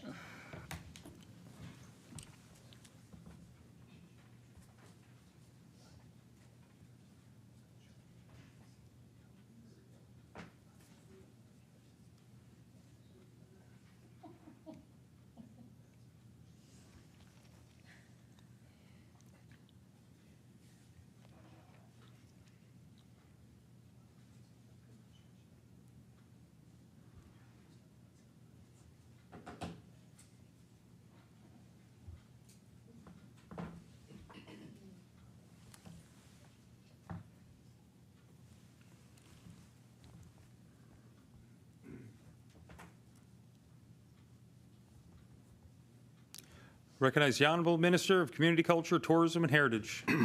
Thank you, Mr. Chair. Thanks for the question.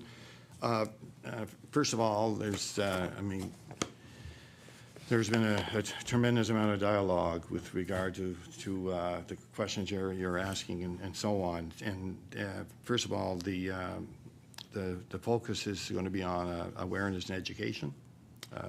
That's our first focus. The other thing is if someone is wishing to operate one of these, let me call it a facility or a room or whatever, the platform operators that they would go to put their plates on the website, they have to have a registration number. They have to be registered in order to do that. And the platform operators have been told that they are absolutely not allowed to put anything on their website if this particular let's say if I have an apartment that if I don't have a registration number, they're not permitted. So hopefully starting off, we'll see how it works through awareness, education, and so on, working with the municipalities and so on. We hope that this going forward will will be successful and that there will be the data that's collected is something that the municipalities want also. So hopefully it appears the platform operators are on board with what's happening, and I don't know what platform it is, but at least one of them right now has been very busy putting places on their websites as we currently speak. I recognize the Honourable Member for Dartmouth North. Right, so essentially, okay, so anyone who has a rental unit has to register it. That's a rule. Anyone who wants to put their rental unit on an online booking platform has to be registered, and the booking platforms are not allowed to take them unless they have a registration number. So take Airbnb, for instance, which is a, huge organization. It has the government how are we ensuring that Airbnb won't take some not registered apartment? Do they have to, have we checked to make sure that there's a way of putting, when you register your apartment, if you live in Nova Scotia, that you have a registration number that goes into the back end of the program? How does that all work? Because for sure, Airbnb doesn't care about our rules. Right? Right?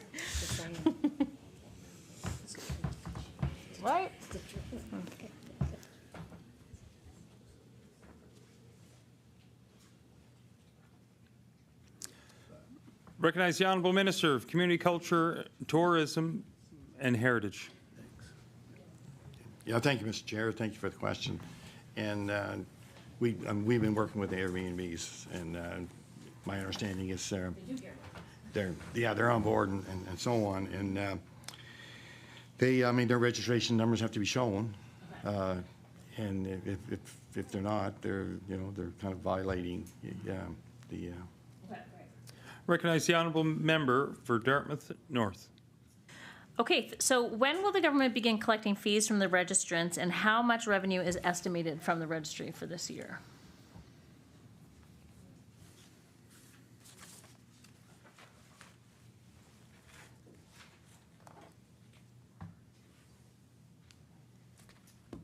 So, maybe 2 minutes at the end for the resolution, or does it matter because we're not at the end of the 4 hours, right?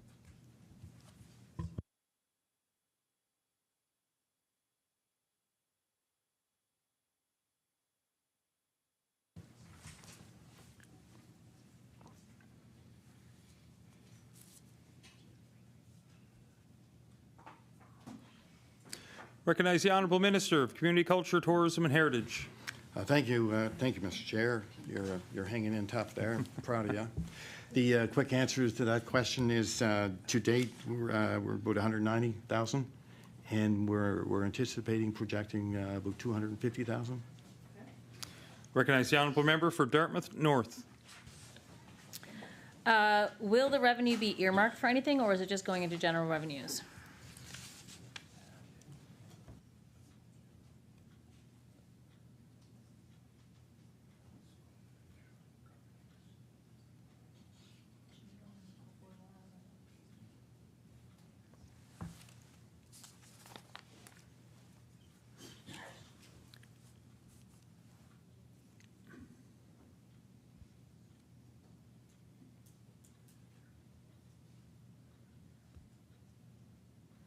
Recognize the Honourable Minister of Community Culture, Tourism and Heritage.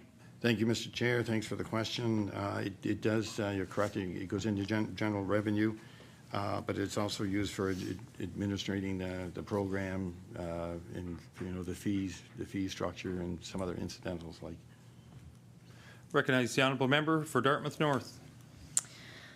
Great. So how do we know if someone doesn't register their property and therefore is liable for a $7,500 fine? And how many fines of $7,500 have been issued for people who are operating short-term rentals or platform operators that have not registered?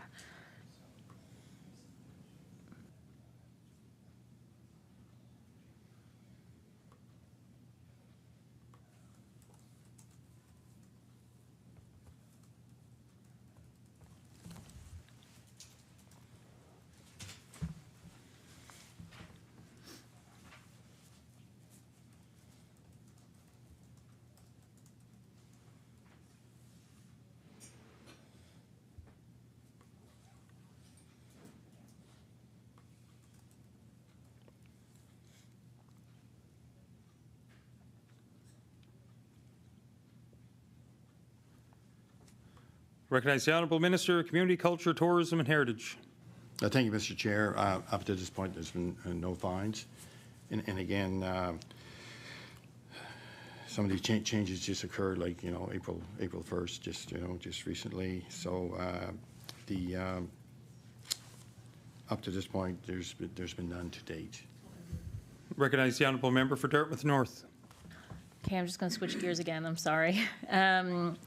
So in the minister's opening remarks, he mentioned the very exciting hockey center in Cape Breton for girls and girls programs. But in the remarks, the minister mentioned that girls from Scotia and Cape Breton and Member 2 and other underserved communities would benefit. I'm wondering if the minister can talk about how that will be ensured. Recognize the honourable member, or honourable minister, Community Cultures, Tourism and Heritage. Thank you, Mr. Chair, and thanks for that question. I'm excited wherever they can put these facilities into, I like to see every community have facilities like that. But so in Cape Breton, the female organization Hockey in CBRM, they actually, I believe, have more females playing hockey than they do males.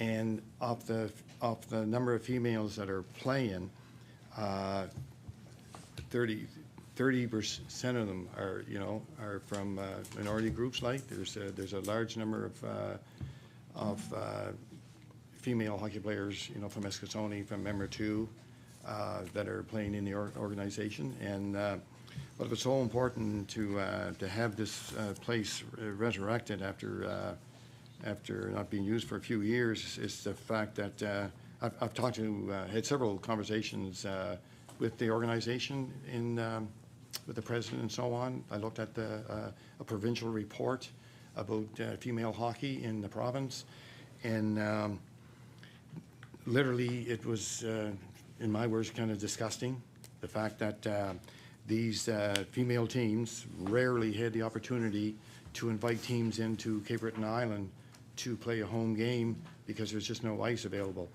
And I've coached for a pile of years, and I've seen that too often, too much. Of my 6 kids, 3 are girls. They all played hockey. They played university hockey and so on, and it was painful at times. So it's just to have that facility. I think it's the first one in Canada, maybe North America, as far as a home rink. I only have 4 minutes left. Can I ask for a follow-up? Yes, I could talk for 4 hours on that, but yeah. I recognize the honourable member for Dartmouth North. So great, me too. I'm excited. I'm a hockey mom now. It is like life-changing in many ways, but it's really expensive. So even though we in Dartmouth North have a 4-pad, so hockey is accessible to the underserved community of Dartmouth North, except that people in Dartmouth North can't afford to play hockey. So I'm wondering, I guess my last question is, how is the department going to make sure, is the funding for this facility tied to accessibility for underserved, I don't mean IE, but for underserved and underfunded communities, as it were. So how are we going to make sure that all those amazing girls can afford to play hockey too? Right. Recognize the honourable minister, Community Culture, Tourism and Heritage. Thank you, Mr. Chair. And moving forward, if that's a barrier, that's an obstacle, we'll be trying to knock those doors down. As an example of, I mentioned earlier, kids sport. So the investment's $405,000, which support children who need financial assistance with sport registration fees and also equipment costs. There's, I think, over 1,650 youth were supported in this past current winter. The BGC Halifax, formerly the Boys and Girls Club of Halifax, there was an investment of $50,000 for an accessibility project to provide children with the equipment they need to meaningfully participate in sports and so on. So yeah, we've had a number of discussions with regard to that question that you have, because it's critically important. And can I keep talking about sports? May I? Recognize the honourable member for Dartmouth North. Last question.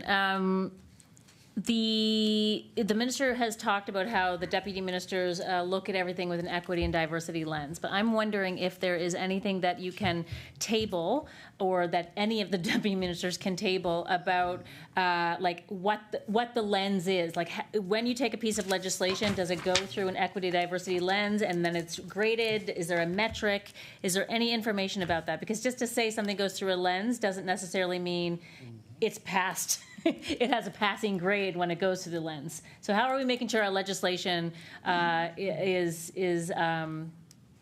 good? Recognize the Honourable Minister of Community Culture, Tourism and Heritage. Yeah, a quick answer to that is looking through this equity lens. It's looking at all the programs and policies and practices of each individual department. What their policies and programs look like, their hiring practices, their training, their EDI training within a specific department. So all those types of things are happening, and we the OEAs are pushing that, and the deputies meet and Order. That concludes the questioning for the NDP. I believe all parties indicated that they were done with, that concluded the rounds of questioning. I would entertain the minister for some closing remarks. If he has any. How much? You're done. We're done. Oh, I've been done all my life. Yeah. I have a couple of minutes, or? The Honourable Minister of Community Culture, Tourism and Heritage. So in answer to my question, I have 2-3 minutes, or Whatever you need. oh, whatever I need. That's the wrong answer.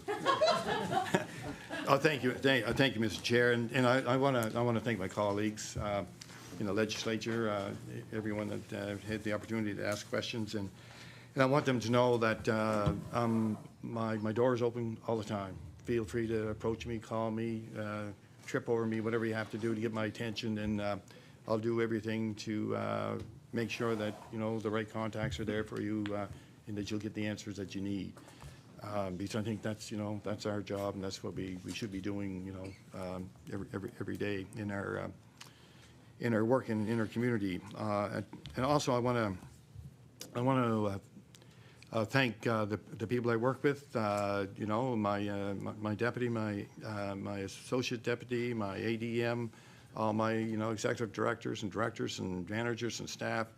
I've heard the word I'm blessed. Well, I am. I'm blessed with a tremendous amount of good people in our department. I'm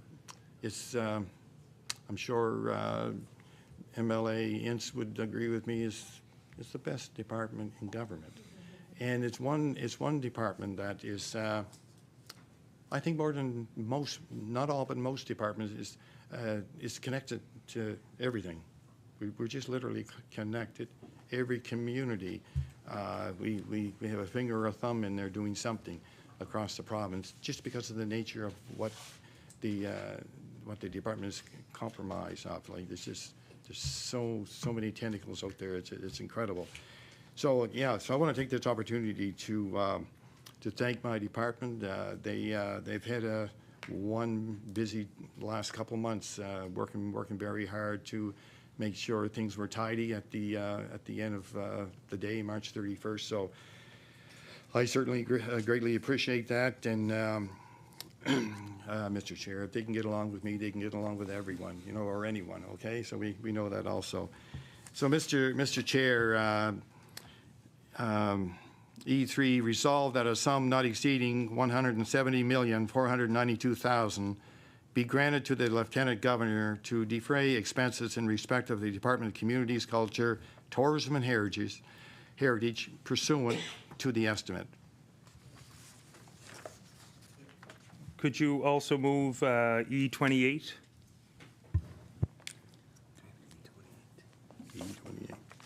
Which is OEA.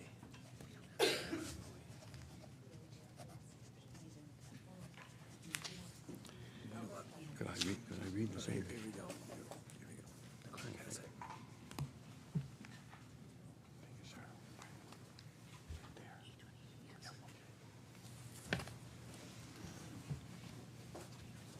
Thank you, Mr. Chair.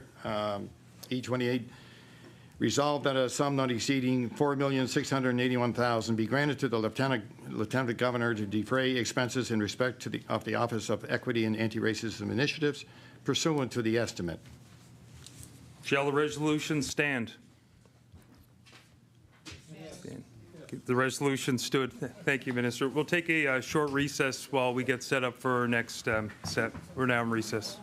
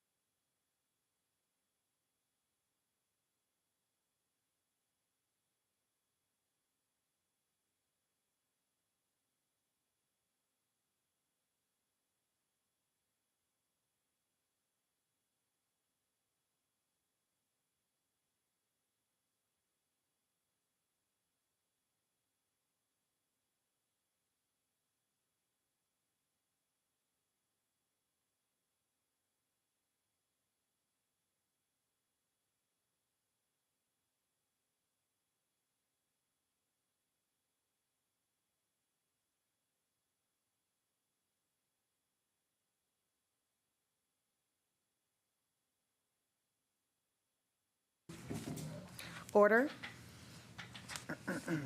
Order, please. The Subcommittee on Supply will come to order. It is now 7:59 p.m. The subcommittee is meeting to consider the estimates for the Department of Education and Early Childhood Development as outlined in Resolution E6. Resolved that a sum not exceeding $1,873,505,000 be granted to the Lieutenant Governor to defray expenses in respect of the Department of Education and Early Childhood Development pursuant to the estates.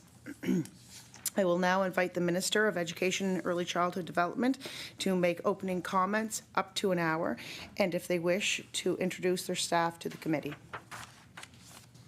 I recognize the Honourable Minister for Education and Early Childhood. Thank you, Madam Chair. Thank you for the opportunity to join you today. It is my pleasure to speak with you on behalf of the Department of Education and Early Childhood Development. As Minister over the past 2 years, I have had the privilege to be engaged and involved in work that provides positive, lasting impacts for the future of all students, teachers, ECEs, and support staff. But although I have the honor and pleasure to share details of our efforts, the credit is not mine to take. This progress is not possible without the hard work and dedication of the incredible staff within the department, the 7 regional centers for education, the Conseil Scolaire Acadien Provincial. These thousands of staff share a moral imperative to do their best to support the achievement and well-being of Nova Scotian students. Their dedication to this objective and to serving Nova Scotians is inspiring. Nova Scotians have a lot to be proud of in our education system, and our budget and investments reflect that. I would like to take a moment to introduce my colleagues sitting next to me today. Elwyn Leroux is the Deputy Minister of Education and Early Childhood Development. Jennifer Wood is supporting us from Financial Services. I will also note that there are several executive directors and other supports from our department and financial services who have joined us today, along with our Associate Deputy Minister, Sarah Halliday. They will assist me today in answering your questions, but before that, I want to share with you our key priorities and some more details on the work and accomplishments of the department. If there are any questions we cannot answer, we commit to providing you with the information in a timely manner. As you know, the provincial budget helps move our province forward by investing in healthcare and many of the things that are important to Nova Scotians. Health and learning are intrinsically connected. Children and youth have a greater capacity to learn and succeed when they are healthy and when they live in healthy and supported communities. By addressing factors affecting health and well-being, supporting families and youth, and investing in our communities, we can help improve the quality of life for all Nova Scotians. We will do whatever it takes to deliver the care that Nova Scotia families need and deserve. Healthier people are the foundation of a strong economy and strong communities. Before we get into greater details of the work of the department branches, the regions, and the CSAP, I want to take a moment to highlight just a few of the incredible milestones and accomplishments from our last year. The breadth of these achievements speaks to the commitment of our government in making communities healthier and making life more affordable for families and children in our province. In the last year, we celebrated Nova Scotia's first Black Excellence Day. We introduced a new literacy framework for our young learners. We provided additional mental health and wellness resources to teachers and to students. We continued to add inclusive education support positions in our schools, now totaling more than 1,000 positions over the last 5 years. We cut parent fees for childcare in half. We created 1,100 new childcare spaces across the province. And we made monumental investments in better wages for early childhood educators working in licensed childcare facilities, increasing wages for most workers by 14 to 43%. These are a few of the accomplishments that we as a government are proud of, and I am very excited to speak of some highlights of the 2023-2024 budget and our plan to enhance the already strong public school system and build on our early childhood learning and development sector.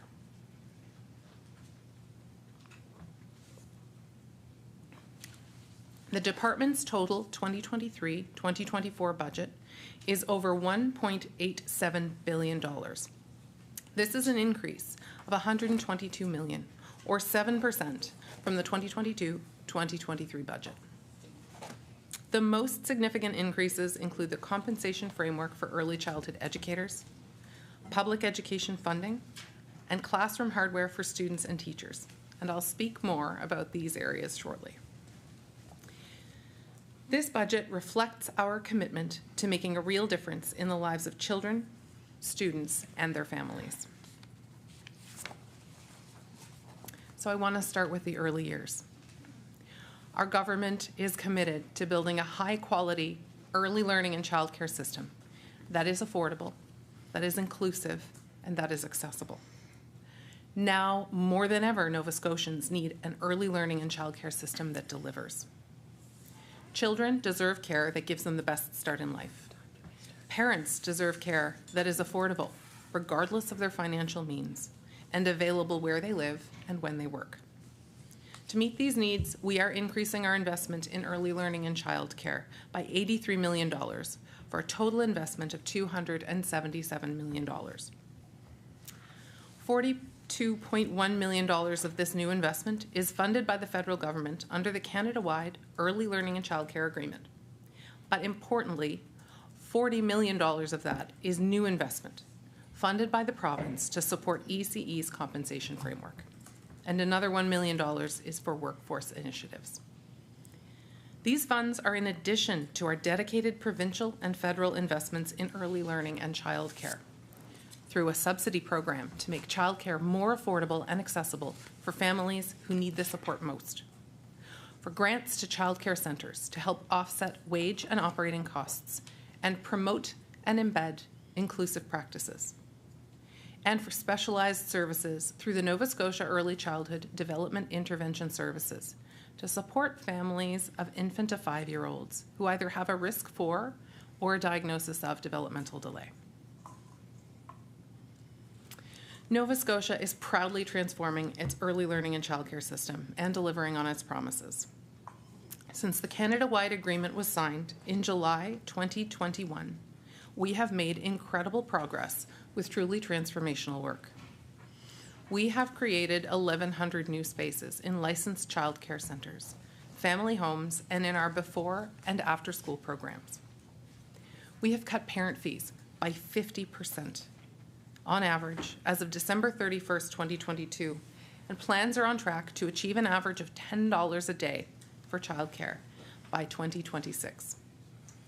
We've introduced a wage scale and have increased wages for 95% of ECEs working in licensed childcare facilities. Over 1,400 students have enrolled in ECE training programs. Over 200 students graduated in the fall of 2022, and we anticipate another 400 ECE graduates by August 31, 2023. Over half of these graduates are new to the sector. This year, we will also see the first graduating class of the ECE Advanced Practitioners Program, which is being offered to provide experienced ECEs the opportunity to enhance their skills in specific areas of specialization, like infant care or outdoor play.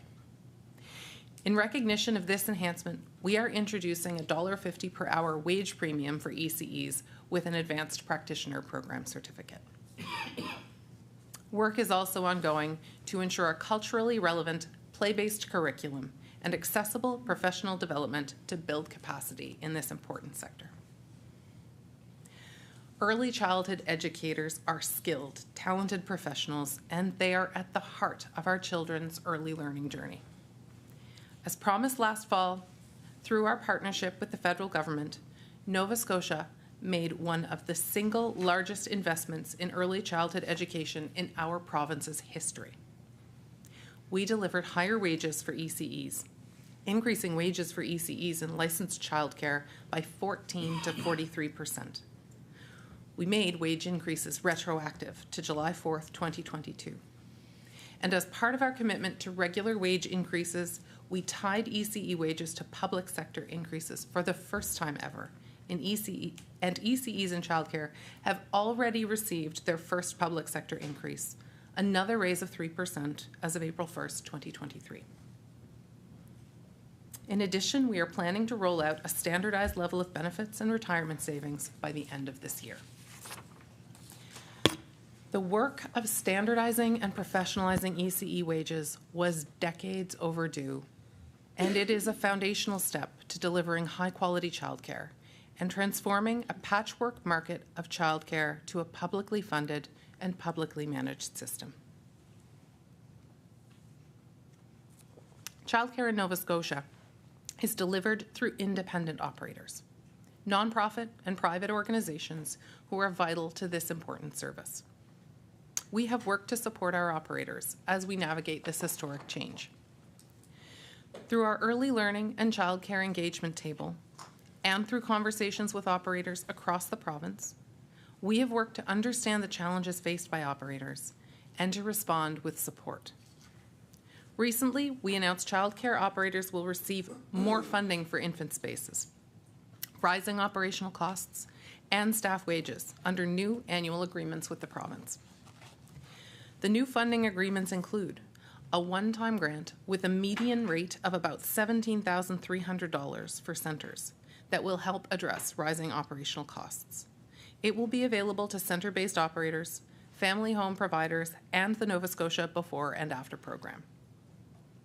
It includes grants for family home childcare providers who are trained ECEs. They include additional funding to centres for untrained staff to reflect minimum wage increases. In addition, the daily funding amount childcare operators receive for infant programs will more than double to support the addition of infant spaces across the province. The new amount is $10 per day infant space for child and home-based operators alike.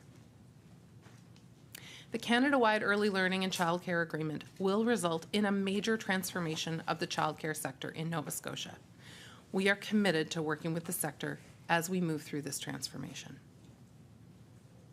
Through my meetings with the Early Learning and Childcare Engagement Table, I am also hearing firsthand about the work, challenges, lessons, and innovations taking place at childcare centres across the province. I'd like to share two firsthand testimonials about the impact this work is having on families and on childcare centres. The first one is from a parent who is also a member of my Early Learning and Childcare Engagement Table. She writes, "The second 25% fee reduction had a tremendous impact on my family. I am a lone parent with a limited budget, and with the rising costs of basic necessities, this reduction alleviated financial stress and concern. I am grateful for this much needed support from the government and appreciate that family financial needs are a top priority." And this message from a private operator.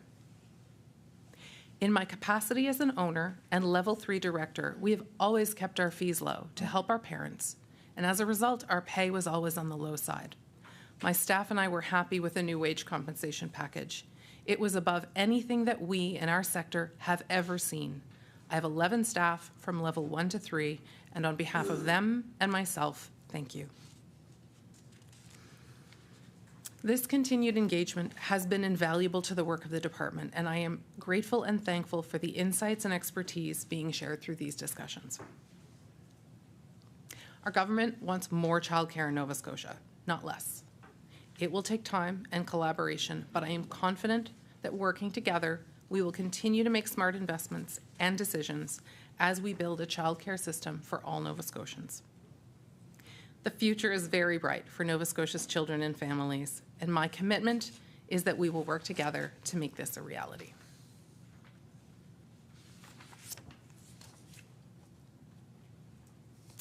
I'd also like to share with you two new programs being offered at Nova Scotia community colleges for individuals studying to become ECEs.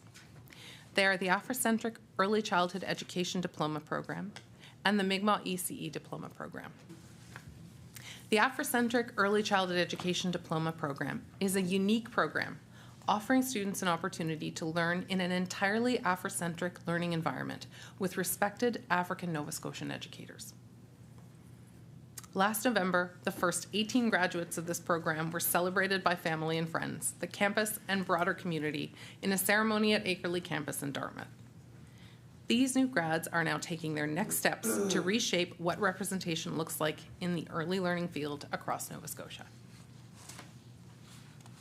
The Mi'kmaq ECE Diploma Program, also part of our Supporting Quality Through Workforce Development, is a collaborative project with Mi'kmaq Ginamatame, or MK, who support Indigenous education initiatives and the NSCC. This program, designed specifically for Mi'kmaq students, began in April 2022 and provides a part-time opportunity for those working in the sector to gain their ECE diploma. We are pleased to announce that a full-time program will begin in September of 2023. Children benefit from seeing diversity in their environment, not just hearing about it. Congratulations to all who've graduated from these excellent programs. I also want to give a big thanks to NSCC for immersing these amazing programs into their curriculum. Now I'd like to speak to our public education system, from pre-primary to grade 12. Every student deserves an education that enables them to succeed. As we recover from the pandemic, it is more important than ever that we work with educators to provide families with an education system that meets our students where they are and supports them to be the best that they can be.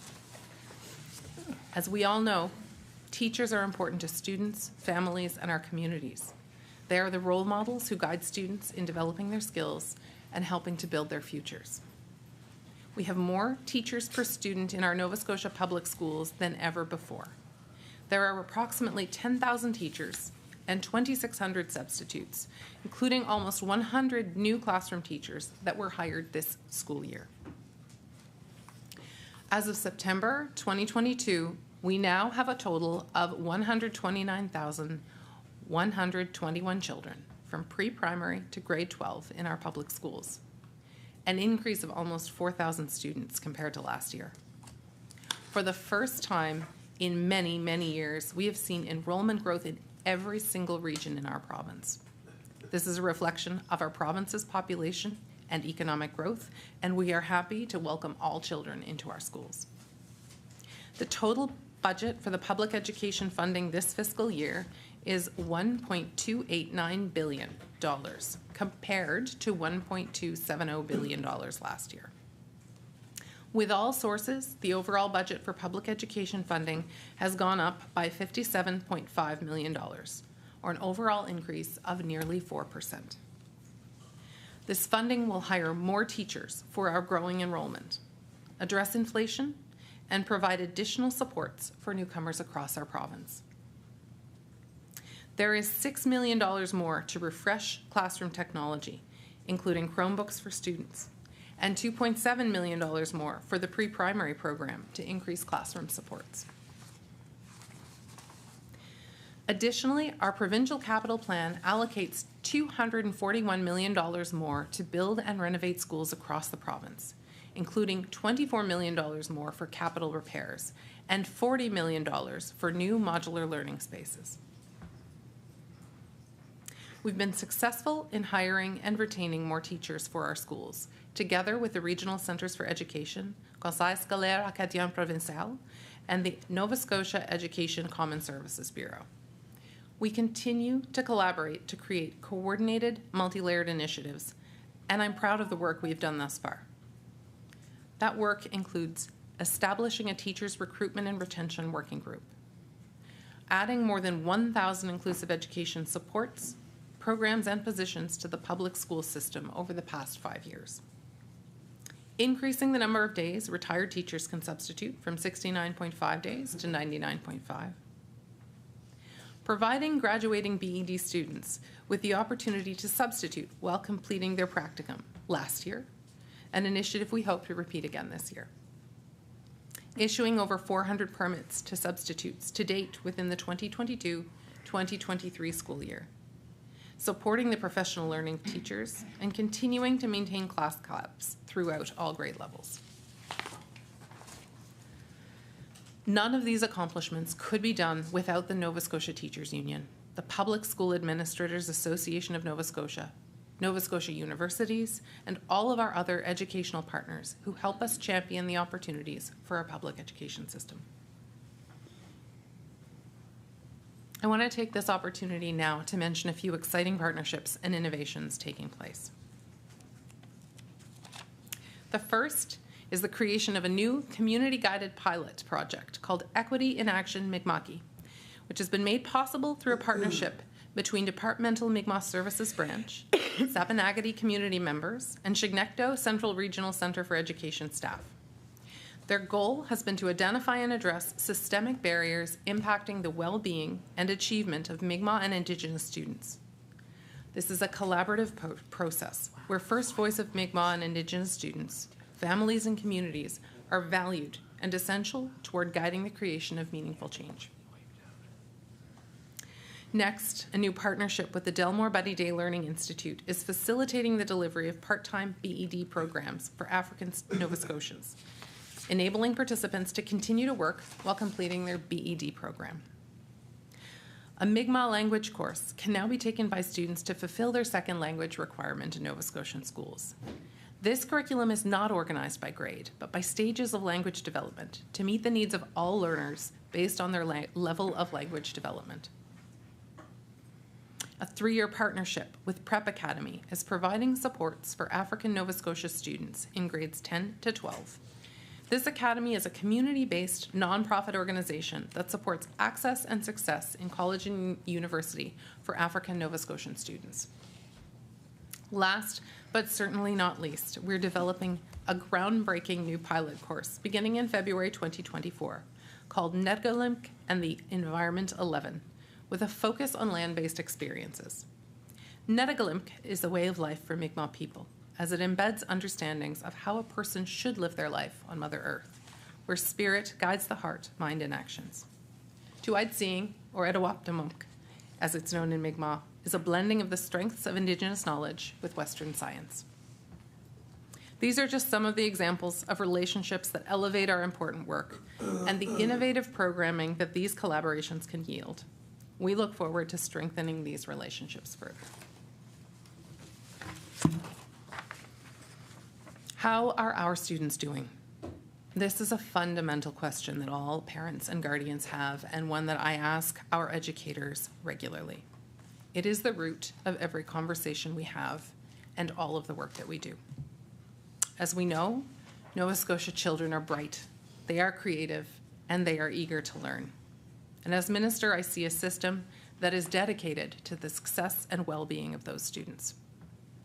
One of the ways that we assess how our students are doing is through provincial assessments, and Nova Scotians can see the results of the latest provincial examinations and assessments online. Like other jurisdictions, the results from last year confirm that Nova Scotia students were impacted by COVID-19. So what are we doing to ensure ongoing success? I'm proud to say that we're working in partnership with our educators, who are some of the best in the world. Together, we have many new and ongoing programs and supports that will help our students be the best that they can be. We're working to boost student achievement and well-being, to address long-standing barriers that impact achievement, including those experienced by Mi'kmaq students and students of African descent, and address the unique challenges caused by some of the learning interruptions during the last 3 years. Some examples of that work include a new approach to literacy, especially in grades primary to 2, with a greater focus on phonics and phonological awareness. This approach was introduced this year, and we are continuing to work with teachers and other school staff on implementation. An enhanced focus on reading and writing, including a better balance of nonfiction and fiction, to ensure that reading material in school engages and excites all of our students. Software to support student learning in mathematics, in reading, and in writing. A new physical activity framework in September of 2023. Continued investments in supports under our inclusive education policy. Ongoing support for treaty education. New professional learning opportunities for teachers, such as in the areas of mental health and Mi'kmaq ways of being and knowing. Expanded learning opportunities in skilled trades and other subjects, including environmental studies, such as through a new program for grade 12 students rooted in the Mi'kmaq guiding principle of Etowoptimum, which encourages the use of both Mi'kmaq knowledge and Western science. I want to focus in now and share with you some details of the exciting work taking place in our public education system. My first area of focus is on literacy and early reading skills. In our public education system, we know we have talented students and skilled teachers who are committed to student success. Student outcomes and literacy achievement show that our entire education system needs to do more to support students and teachers. Our literacy strategy identifies how we will do that and how we will measure our success using 6 pillars of effective reading instruction. They are oral language, phonological awareness, phonics, vocabulary, reading fluency, and comprehension. When children are learning to read, word reading accuracy accounts for the largest proportion of their reading comprehension. This is why phonological awareness and phonics are so important. Reading fluency is connected to motivation for and enjoyment of reading. Children in grade primary enter school with diverse lived experiences and ways of learning, which are assets for each child's development as a reader and a writer. Teachers know their students as individual learners and plan appropriate next steps of instruction to meet those individual students' needs. The department is committed to supporting teachers in this work by identifying appropriate resources and strategies that they can use. It is important that all students have access to a variety of strategies for decoding and comprehending what they are reading. The department will work in collaboration with the Regional Centers for Education and CSAP on developing and implementing new curricula. The regions will be working with their teachers to provide professional learning on the topic with support from the department.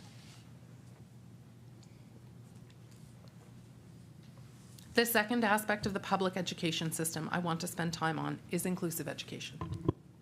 Inclusive education is the principle and policy that commits to providing each student with high quality, culturally and linguistically responsive and equitable education. It reflects a commitment to support the well-being and achievement of every single student. All students should feel that they belong in school, accepted, safe, and valued, so that they can best learn and succeed. Nova Scotia's inclusive education policy, created by the department, has been in place since September of 2020. Teachers, staff, administrators, students, and families are working collaboratively to ensure every student succeeds in our education system.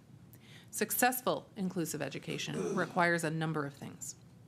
It requires safe, caring schools that welcome families and include the broader community as key partners in education.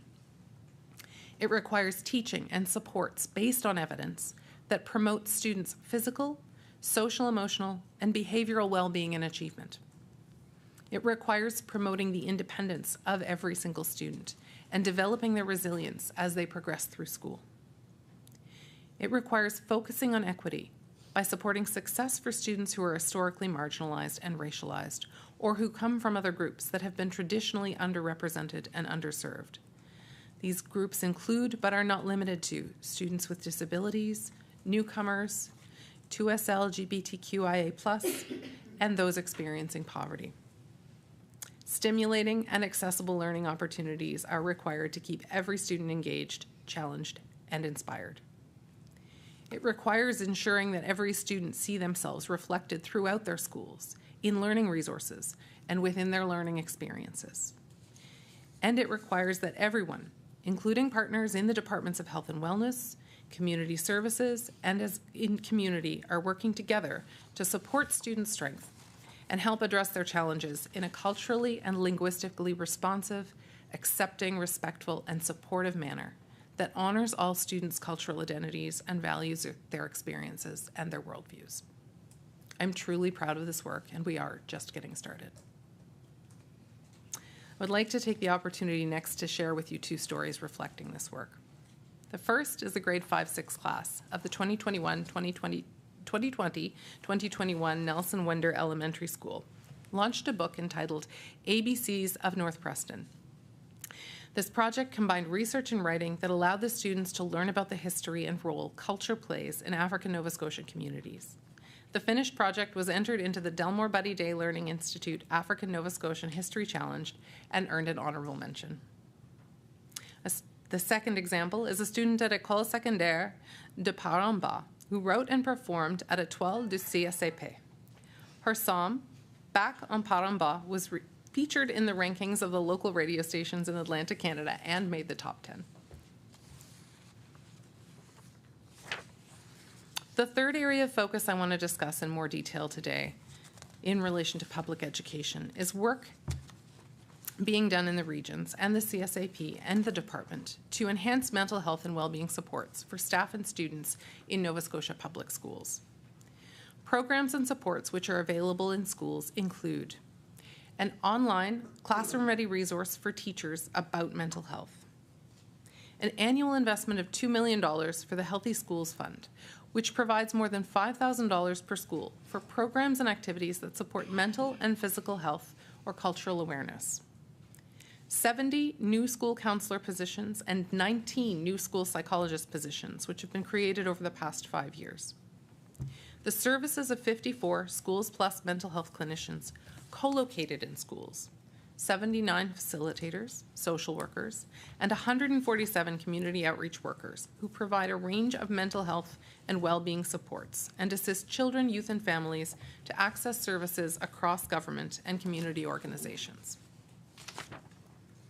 As mentioned earlier, more than 1,000 new positions within the inclusive education field over the past 5 years to support students and teachers. A secure telehealth virtual platform purchased in 2020 that has extended the reach of available services to students and families. There are 1,000 licenses currently allocated to specialists within the system, and recently announced a new mental health and wellness grant and additional online resources for every school.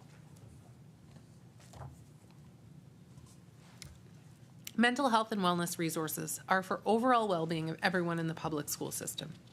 These initiatives will also provide teachers with deeper insight and knowledge relating to mental health and literacy when interacting daily with their students. Another area that helps improve the lives of students, families, and teachers is innovation.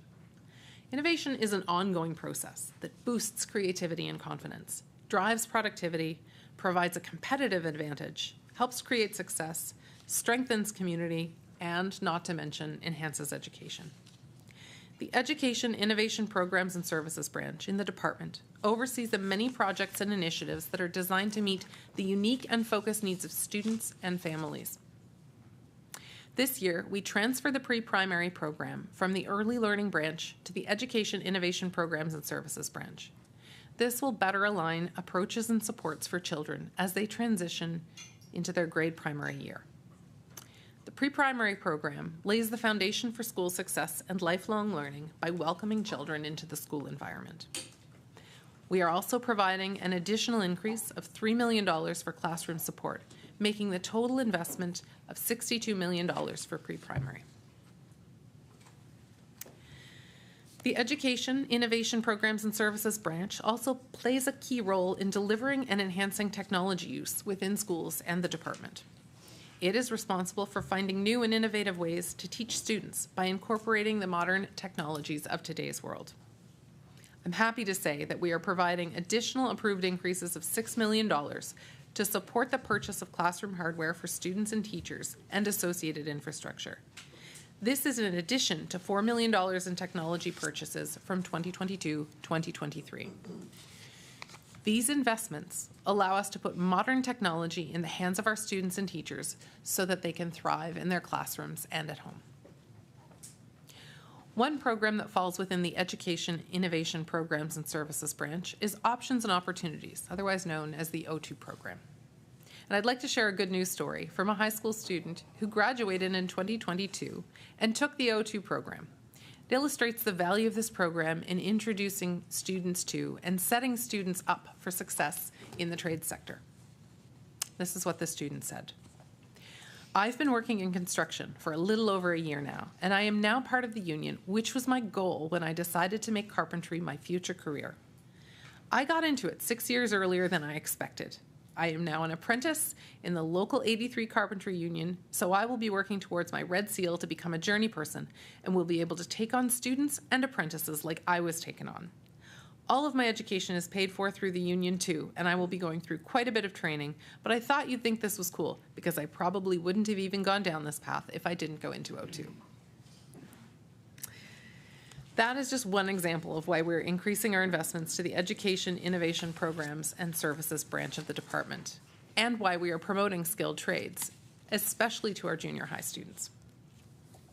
Another area of focus for the Education, Innovation Programs and Services branch is virtual schooling options. Because of today's modern technologies, more and more people around the world are studying and learning through a variety of virtual options, and we need to keep up with this demand. To that end, Nova Scotia has developed Nova Scotia Virtual School, an online high school providing courses to enrolled and attending students as part of their course timetable. And we are investing $530,000 for additional teachers to support that exciting work. In the 2022-2023 school year, over 2,000 students from across the regional centres have enrolled in a Nova Scotia Virtual School course, and that number continues to increase. That means the number of teachers supporting the program also needs to increase. There is a combined total of 152 Nova Scotia Virtual School courses being offered this school year. This includes both first and second semesters, those taken in the RCEs and CSAP, and newly added courses such as Mi'kmaq Language 11. Although innovation and the work of our Education, Innovation Programs and Services branch is essential to keep our educational practices current, there are elements of our system and practices that are tried and true. We have long understood the value of learning multiple languages. Language learning helps improve skills, strengthen cultural ties, and increases lifelong opportunities. The department's French Programs and Services branch is committing to providing quality educational programs and services that promote Nova Scotia's Acadian and Francophonie communities while supporting proficiency in both of Canada's official language for all of the students in our province. That is why we are investing $6 million to increase in funding to support the Official Languages in Education Programs Agreement, of which $2.7 million is federally recoverable. Under this program, the federal government provides financial support for supplemental costs when providing minority language education and second language instruction. The program is based on bilateral agreements between the federal government and the provinces and territories and supports new initiatives, like all French immersion classroom teachers from primary to grade 9 being provided the opportunity to add books to their classroom libraries to ensure equitable access to age-appropriate second language reading materials across the province. Like the Provincial Centre for Pedagogy, now able to expand its support as a province-wide lending library for French resources to teachers and families, to the FSL community, as well as members of our Acadian and Francophone community. And increasing the capacity of virtual learning in French as a second language by adding core French courses is allowing students in small, rural, and remote schools access to courses that they may otherwise not be able to take in person.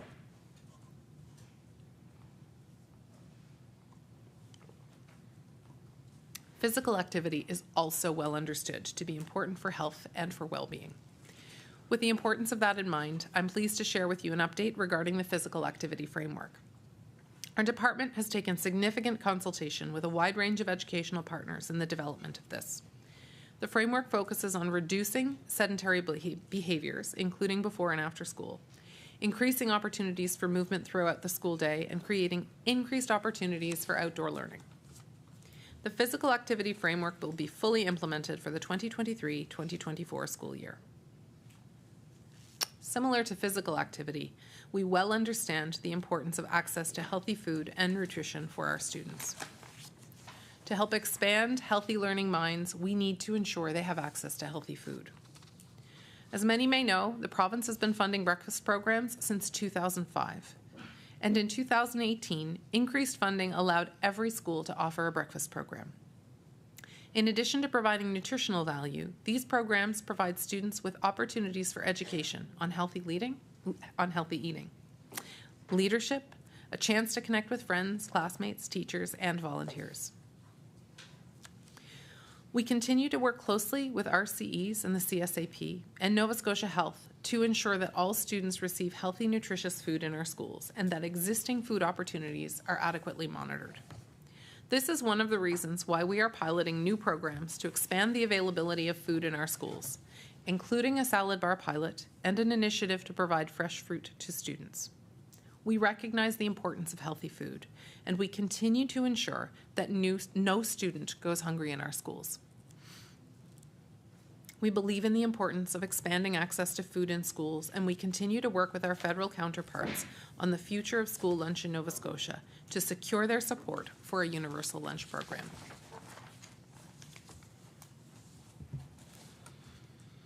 No conversation about student well-being is complete without considering safety. Student safety is particularly top of mind for Nova Scotians following the recent situation at CP Allen High School. I want to take a moment to thank HRCE for their work in helping students, staff, and families respond to and recover from that frightening situation. My heart goes out to the school community, to those who were physically injured, and those who experienced this unfortunate event at school. Thank you to the staff and the students for their quick action, following the emergency management training and ensuring no one else was injured or more seriously harmed. I want Nova Scotia to be assured that we are committed to ensuring the safety of our schools. The foundation of school safety is strong school relationships, which are supportive and protective of students. The School Code of Conduct provides guidance for appropriate behavior and support and guidance to staff when responding when incidents do occur. And schools also prepare for incidents through emergency planning and the practice of drills. Make no mistake, safety is an area that demands continuous improvement. We can and must always do more, and we are committed to that.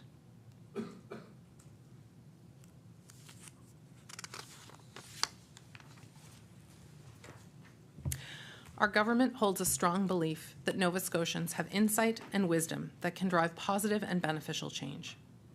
I believe that our educators and our communities have ideas and understanding that can enhance Nova Scotia's education system and achieve better classroom outcomes. This is why I have asked teachers and educators, including principals and vice principals, for ideas on how to improve educational outcomes and experiences for students. This work is underway now. Since Premier Houston appointed me to this position in 2021, I have been meeting regularly with teachers, principals, and vice principals across the province. So far, I've had the privilege of joining 33 school staff meetings across the province, in addition to numerous in-person visits. I've spoken with hundreds of school staff members to hear their successes, their challenges, and their advice. Interacting one-on-one with teachers, with school staff, and with students is not only incredibly enjoyable, but importantly, these connections help build my understanding of the dynamics in our schools. These conversations help me to understand all of the good work is taking place and also the things that need to change.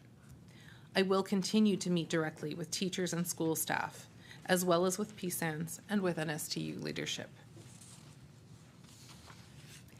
In talking about the valuable work and input of educators, it is timely to mention that Education Week is coming up from April 16th to April 22nd. It is another opportunity to show appreciation to all educators and administrators who every day work to ensure the success of all of our students across the province. This year's theme, Active Learning Equals Engagement, recognizes how school communities promote active learning in many ways, from outdoor and land-based learning to experiential, hands-on classroom opportunities, and find ways to address the needs of learners they support, which results in authentic learning, movement, and improved well-being outcomes. I want to thank all teachers, public administrators, ECEs, and support staff who work to help improve the lives of all students. And I want to thank the Education Week Committee for their commitment year after year to host a wonderful event that showcases and promotes excellence in education. As we listen to teachers, we are also listening to families, to staff, to students, and others who are a part of our school community. We know we will create a stronger education system by enhancing local voice in it. So we have been listening and engaging school communities for the past number of months, working with school advisory councils and the CSAP equivalents, the CACs, as well as with parents, guardians, students, custodians, and operations staff, ministry advisory bodies, and others to understand how people currently connect with the education system and how they want to better connect in the future. The goal is to listen and better understand how education would benefit from enhanced local voice, the opportunities that exist for enhancing local voice, as well as any challenges that prevent local voices from being heard. We've conducted surveys, focus groups, and online town halls. Overall, we have heard from thousands of people and conducted focus group with hundreds of people, including students. Our government is listening to Nova Scotians and developing solutions to improve student achievement and well-being. Data has already been collected, and we will report back on what we have heard in the coming months, and we will share potential actions. This is an exciting initiative. Finally, although we have great departmental initiatives underway, these programs and supports will not meet students' needs without well-maintained learning environments available to all students. Our government is committed to investing in the maintenance of existing schools, valuable and important centers of learning and centers of community. We are also committed to building new facilities to meet the needs of our growing communities. The department's multi-year capital plan sees investments made in building new schools and making major renovations to existing schools throughout the province. As I mentioned earlier, Nova Scotia's population is growing, and our school enrollment is growing as well. We currently have an enrollment of 129,121 students in our public schools. That is a year-over-year increase of almost 4,000 students, with the majority of that growth happening in the Halifax region, but not all of it. This is, in fact, the first year in many that we are seeing growth in every region in our province.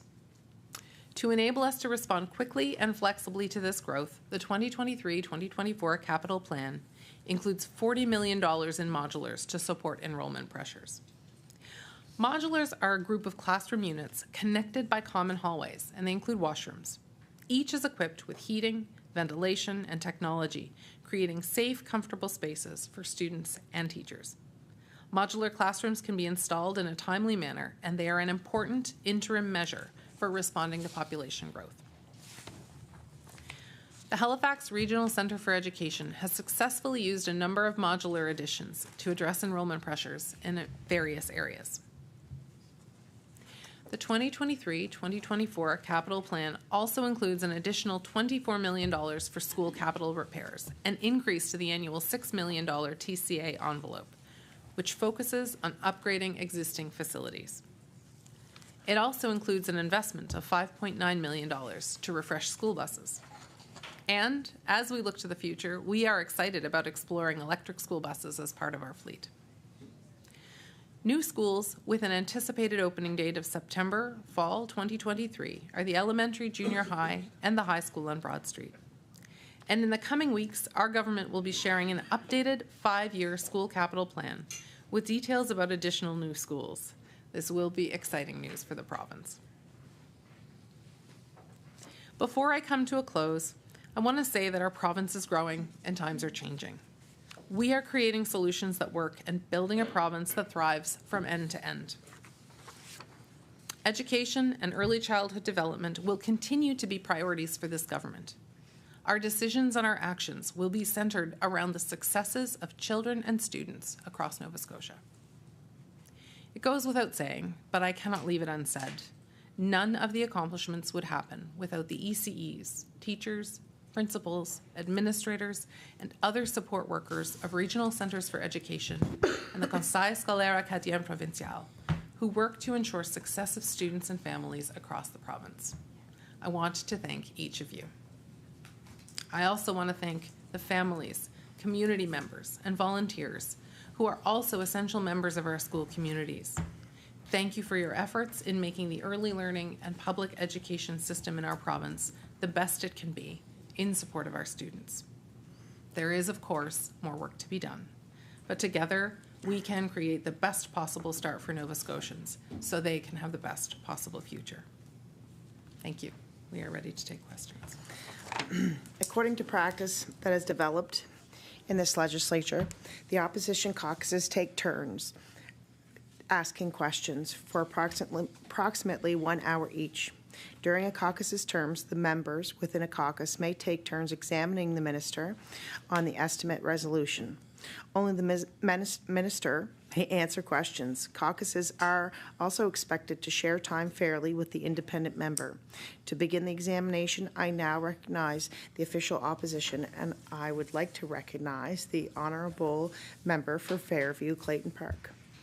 Thanks, Madam Chair, and thanks, Minister, for those opening remarks. It's nice to see some familiar faces sitting around you, too, and I know that they're ready. They're ready for all the tough questions. I have a bunch of prepared questions, and there were a number of things that came to mind during your opening remarks, but one that really doesn't have a solid place in my question planning, but something that piqued my interest was in your opening remarks, you talked about reading materials and a mix of fiction and nonfiction. So I'm really curious if you could get into specifics about that. Like, are these going into individual specific classrooms? Are these for schools? Are these, how much is being spent, and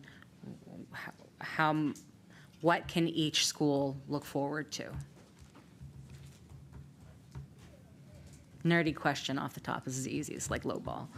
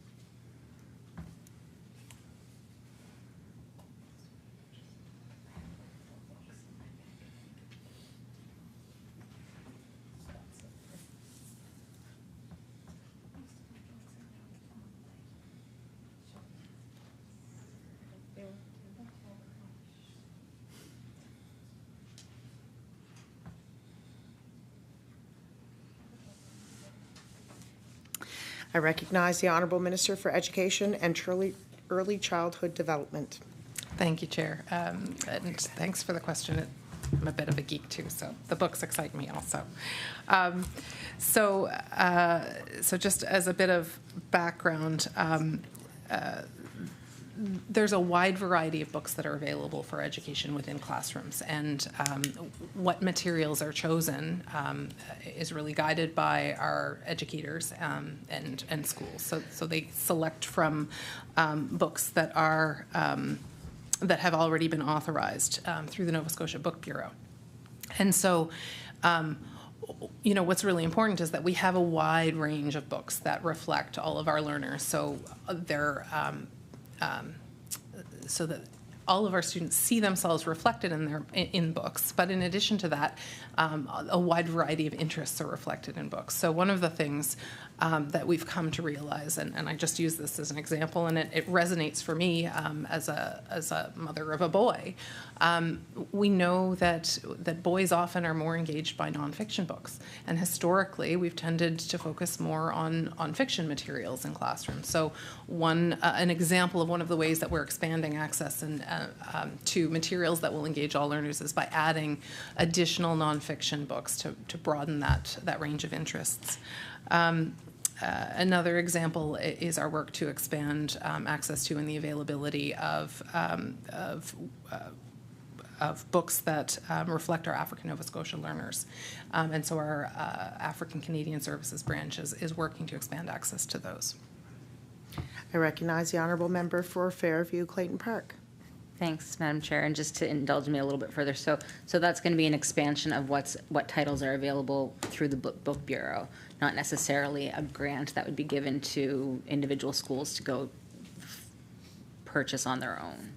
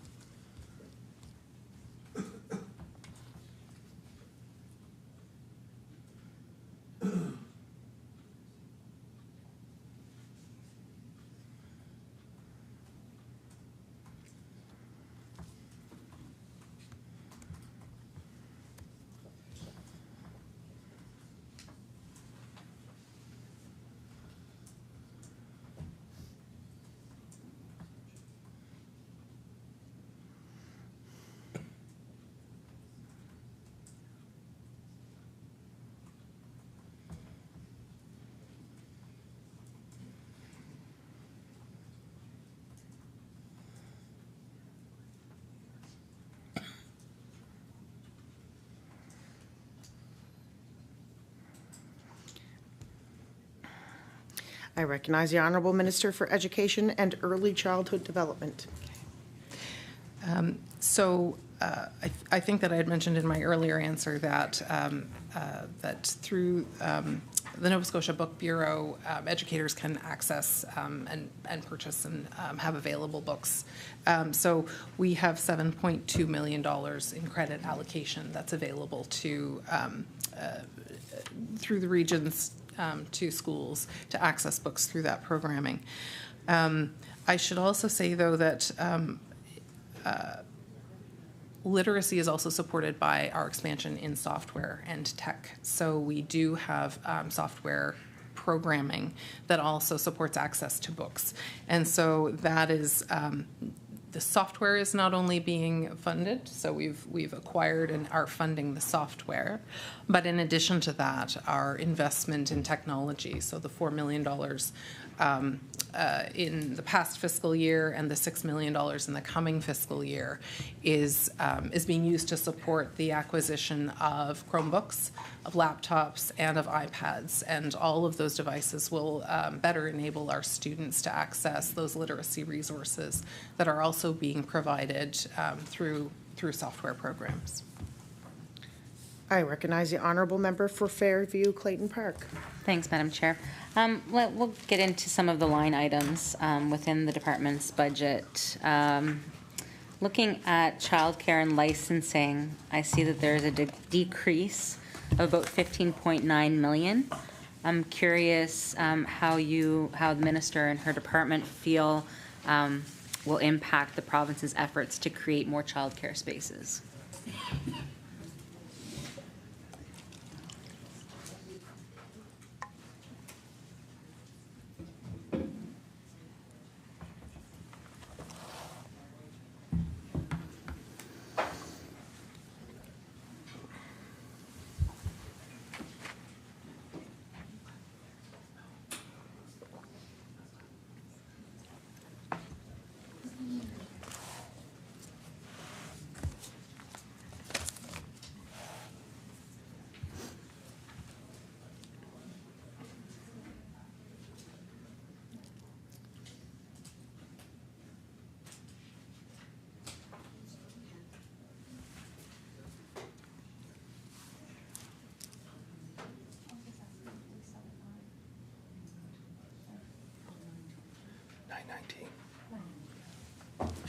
I recognize the Honourable Minister for Education and Early Childhood Development. So I'll start pretty big picture with the explanation of this, and then if you have further questions, we can drill down, because there's significant investments in this entire sector. So when we look at the departmental expenditures for childcare, so stepping back, we know there's a significant transformation underway in childcare, and that involves every aspect of childcare. So that involves the construction of new spaces, that involves staffing initiatives like the increase in wages that we're supporting our ECEs with.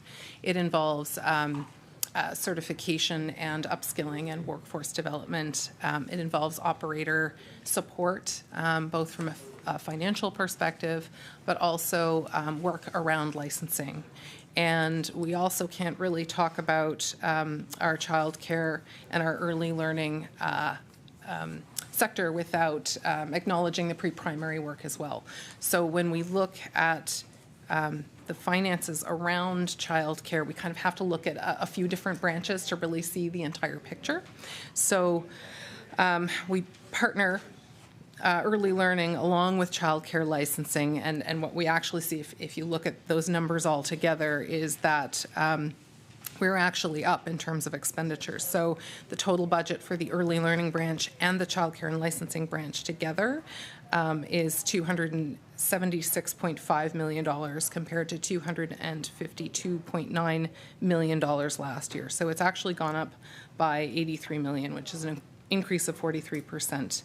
And in fact, though, we have to look at the third piece of it. That $83 million increase isn't reflected in the branch estimates because I mentioned we have to consider pre-primary as well. Pre-primary used to be within that branch, but I think I described in my remarks earlier that it was moved over into the public education, into our innovation branch. And so that actually reflects $59 million that is still part and parcel of early learning, but it now lives outside of those two early learning branch and childcare licensing branch. I recognize the honourable member for Fairview, Clayton Park. Thank you, Mr. Chair. Okay, so those removals are offset somewhere else. Is that, sorry, sometimes you have to just dumb it down for me, I apologize, but so it's a lower number because it's now located somewhere else within the budget, not because it was an actual decrease to, if that is correct. I recognize the honourable Minister for Education and Early Childhood Development. That's right. I recognize the honourable member for, I just said it, Fairview, Clayton Park. It doesn't help that we're sitting next to each other either.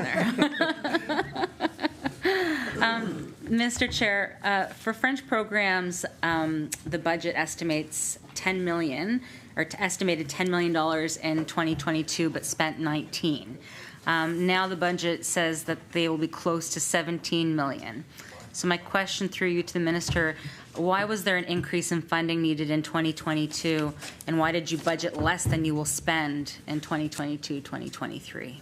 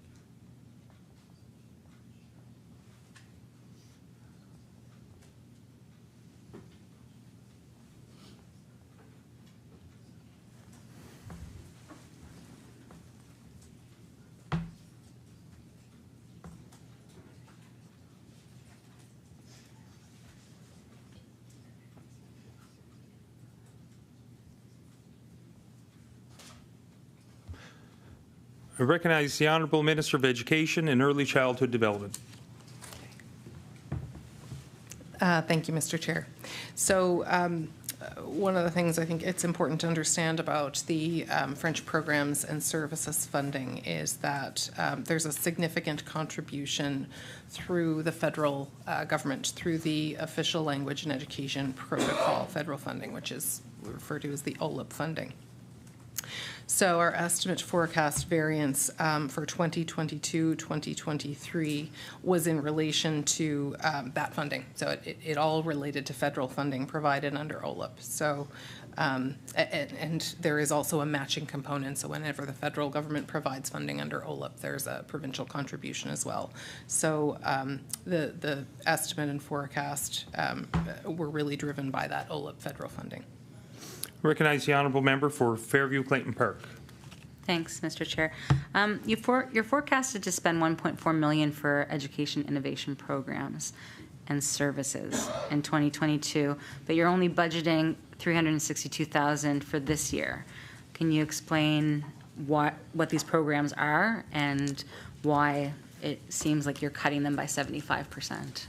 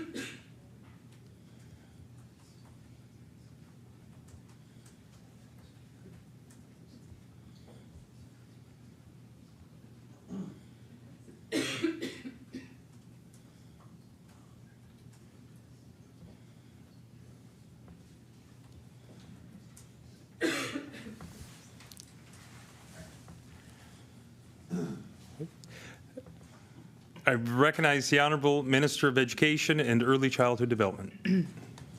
Sorry, I have a tickle, but I think we're fine. So we'll see quite a significant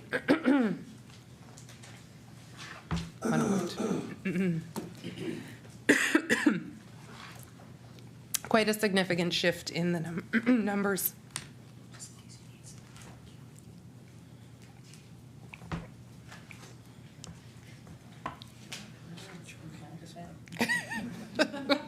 It's just water, so no bones in it.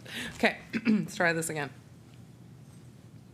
Okay, a couple of really big funding line shifts in the Education Innovation Programs and Services branch that, so I'm glad you asked the question. The first really big shift from last year to this year is the pre-primary shift that I spoke about earlier. So pre-primary services have moved from our early years, excuse me, our early years branch into EIPS. So we see that budget line item move over to EIPS. So we're continuing to offer those programs. We're expanding those programs to meet increased enrollment needs. But we've just shifted the folks who and the budget that provides those services into EIPS. So you'll see that reflected significantly next year as a result of that realignment. The other thing that I want to talk about in relation to the change in estimate to forecast and then ongoing. Sorry, I don't know what's happening. Helpful if maybe we just took a little bit of a recess. We have To a recess? Sure, thanks. We'll take a short recess for now. Recess. Thank you. I don't know what the problem is.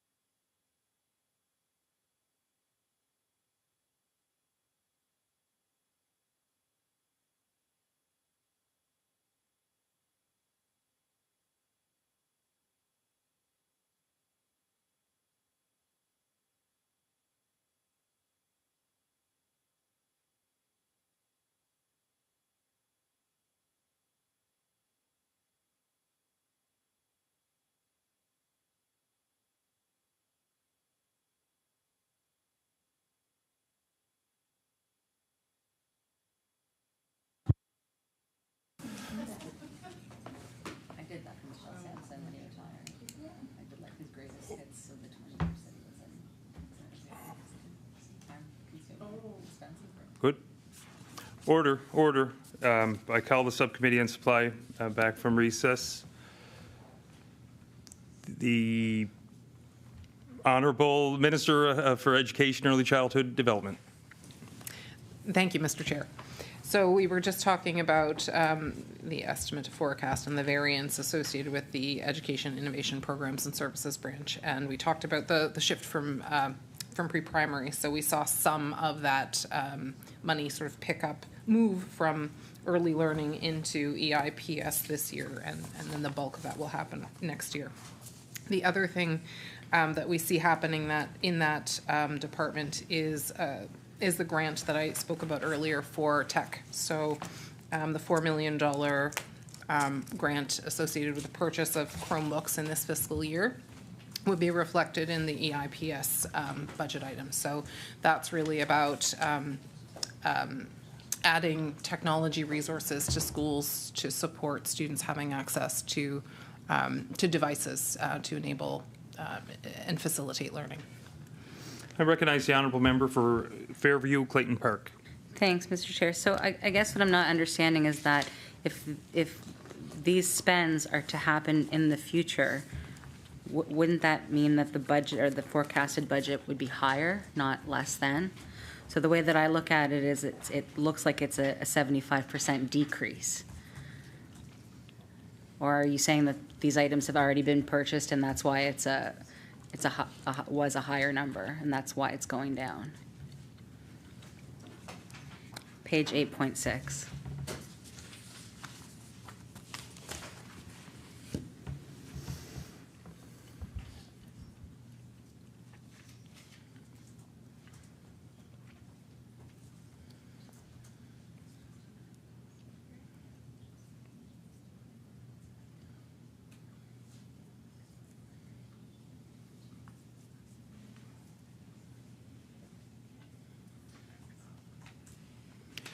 I recognize the Honourable Minister of Education and Early Childhood Development. Okay, I want to clarify to make sure I see what you're asking. So are you asking about you're asking about the first line under EIPS where you see 598,000, then 40, okay. So that is another example then of the, just a shifting of administration costs. So they actually, so you'll see the next line down, there's a significant increase in the estimate in the coming year. So you'll see 64. And so the funds associated, the funds that you're looking at that you see as being a decrease actually moved into that line item. So it wasn't a reduction. It won't be a reduction in spending. Recognize the Honourable Member for Fairview, Clayton Park. Thank you, Mr. Chair, and thank the Minister for that answer. Minister, why is the innovation curriculum and pre-primary program, maybe you've already answered this, but for clarification, why are both of those going from 2.2 million in 22-23 to 64.4 million in 23-24? And you probably already touched on a lot of this, but I'll give you a chance to say it again. I recognize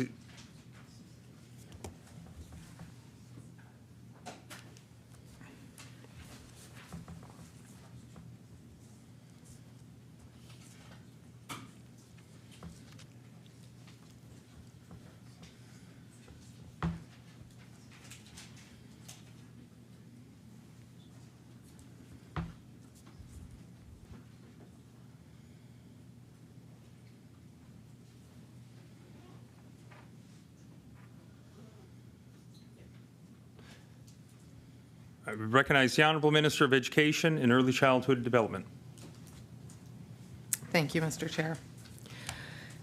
So that line item there, the $64 million for the 2023 to 2024 estimate does represent the pre-primary funding moving, and it's two things. So it's first a transfer of sort of the current amount reflecting current levels of service, which is $59.3 million, and also a target increase to support increased staffing and enrollment of $2.7 million. Recognize the Honourable Member for Fairview, Clayton Park. Thank you, Mr. Chair. Sorry, I can't write fast enough. So looking at targeted increasing and looking a topic that we speak a lot about is inflation. We see that the budget for the P12 base funding is only budgeted to rise about 1.2%, but inflation has gone up 6.8%. So I'm curious why the decision was made to not match the funding with inflation.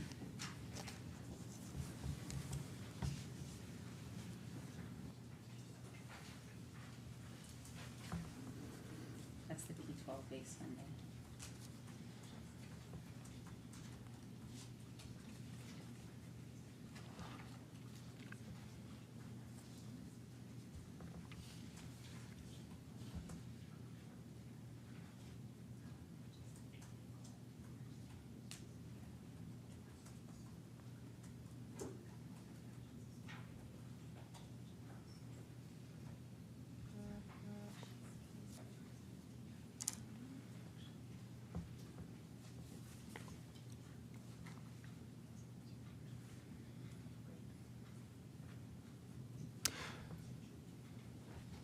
Recognize the Honourable Minister of Education and Early Childhood Development. Thank you, Mr. Chair, and thank you to the member for the question. So in the coming year, in 2023-2024, we are actually forecasting a total of an increase of $57.5 million for our public education funding. And so, and I'll explain kind of what that's comprised of and then where the additional funds come from. So the funding is comprised of $46.5 million increase in operational funding to the RCEs and CSAP. And that's to address a number of things. So it's to address additional staffing for enrollment growth based on our projections of increased students and the need for additional teachers and staffing. It reflects as well a recognition of and support for supports for newcomers in terms of adding settlement services and teachers whose focus is on settlement and ensuring that newcomers to Nova Scotia and to Nova Scotia communities and schools are supported in their transition into public education. And that's supporting English as an additional language. It also reflects increased utilities and insurance as a result of inflationary pressures and a number of other things.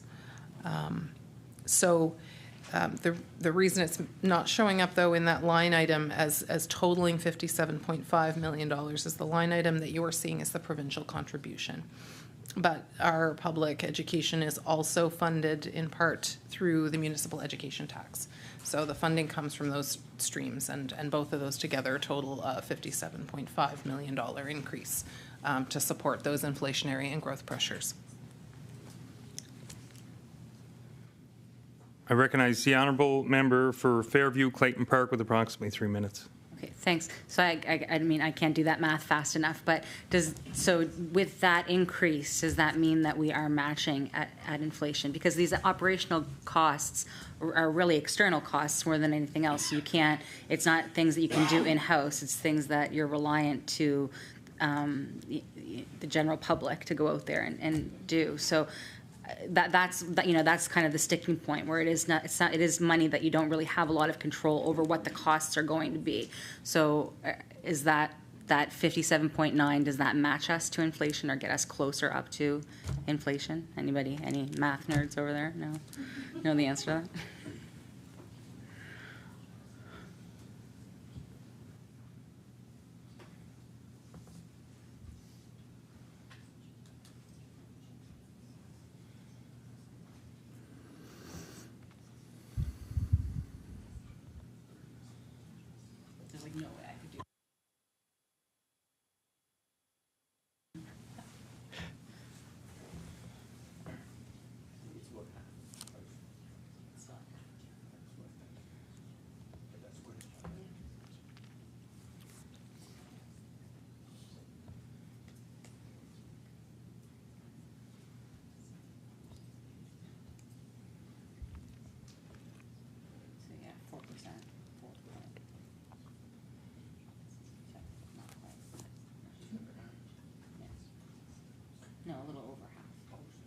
inflation is 6.8, it's 4 point something. I mean, it's not doing it in my head. I recognize the Honourable Minister of Education and Early Childhood Development. Thank you, Mr. Chair. So the quick and dirty answer is yes, it does reflect inflation. The nuanced answer to that includes a couple of additional points. So the first is that not everything actually is subject to inflation. So a significant portion of our costs, for example, are associated with wages and salaries, and so those go up in accordance with negotiated agreements, not inflation necessarily. So those are addressed when they happen. The other thing to note is when we forecast and budget for future costs, it's really related to kind of what the current experience is, and sometimes there are changes to that. So the forecast would be based on sort of the current inflationary expectations, and if there are changes to that, we see those changes reflected in variances as those need to happen to support students' learning experience. You have approximately 15 seconds. I recognize the Honourable Member for Fairview, Clayton Park. Well, to be continued tomorrow. That sounds good to me.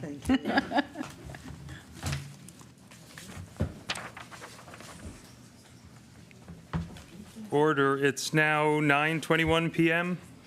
That concludes subcommittee's consideration of estimates for today. The subcommittee will resume consideration when the House again resolves into Committee of the Whole on Supply.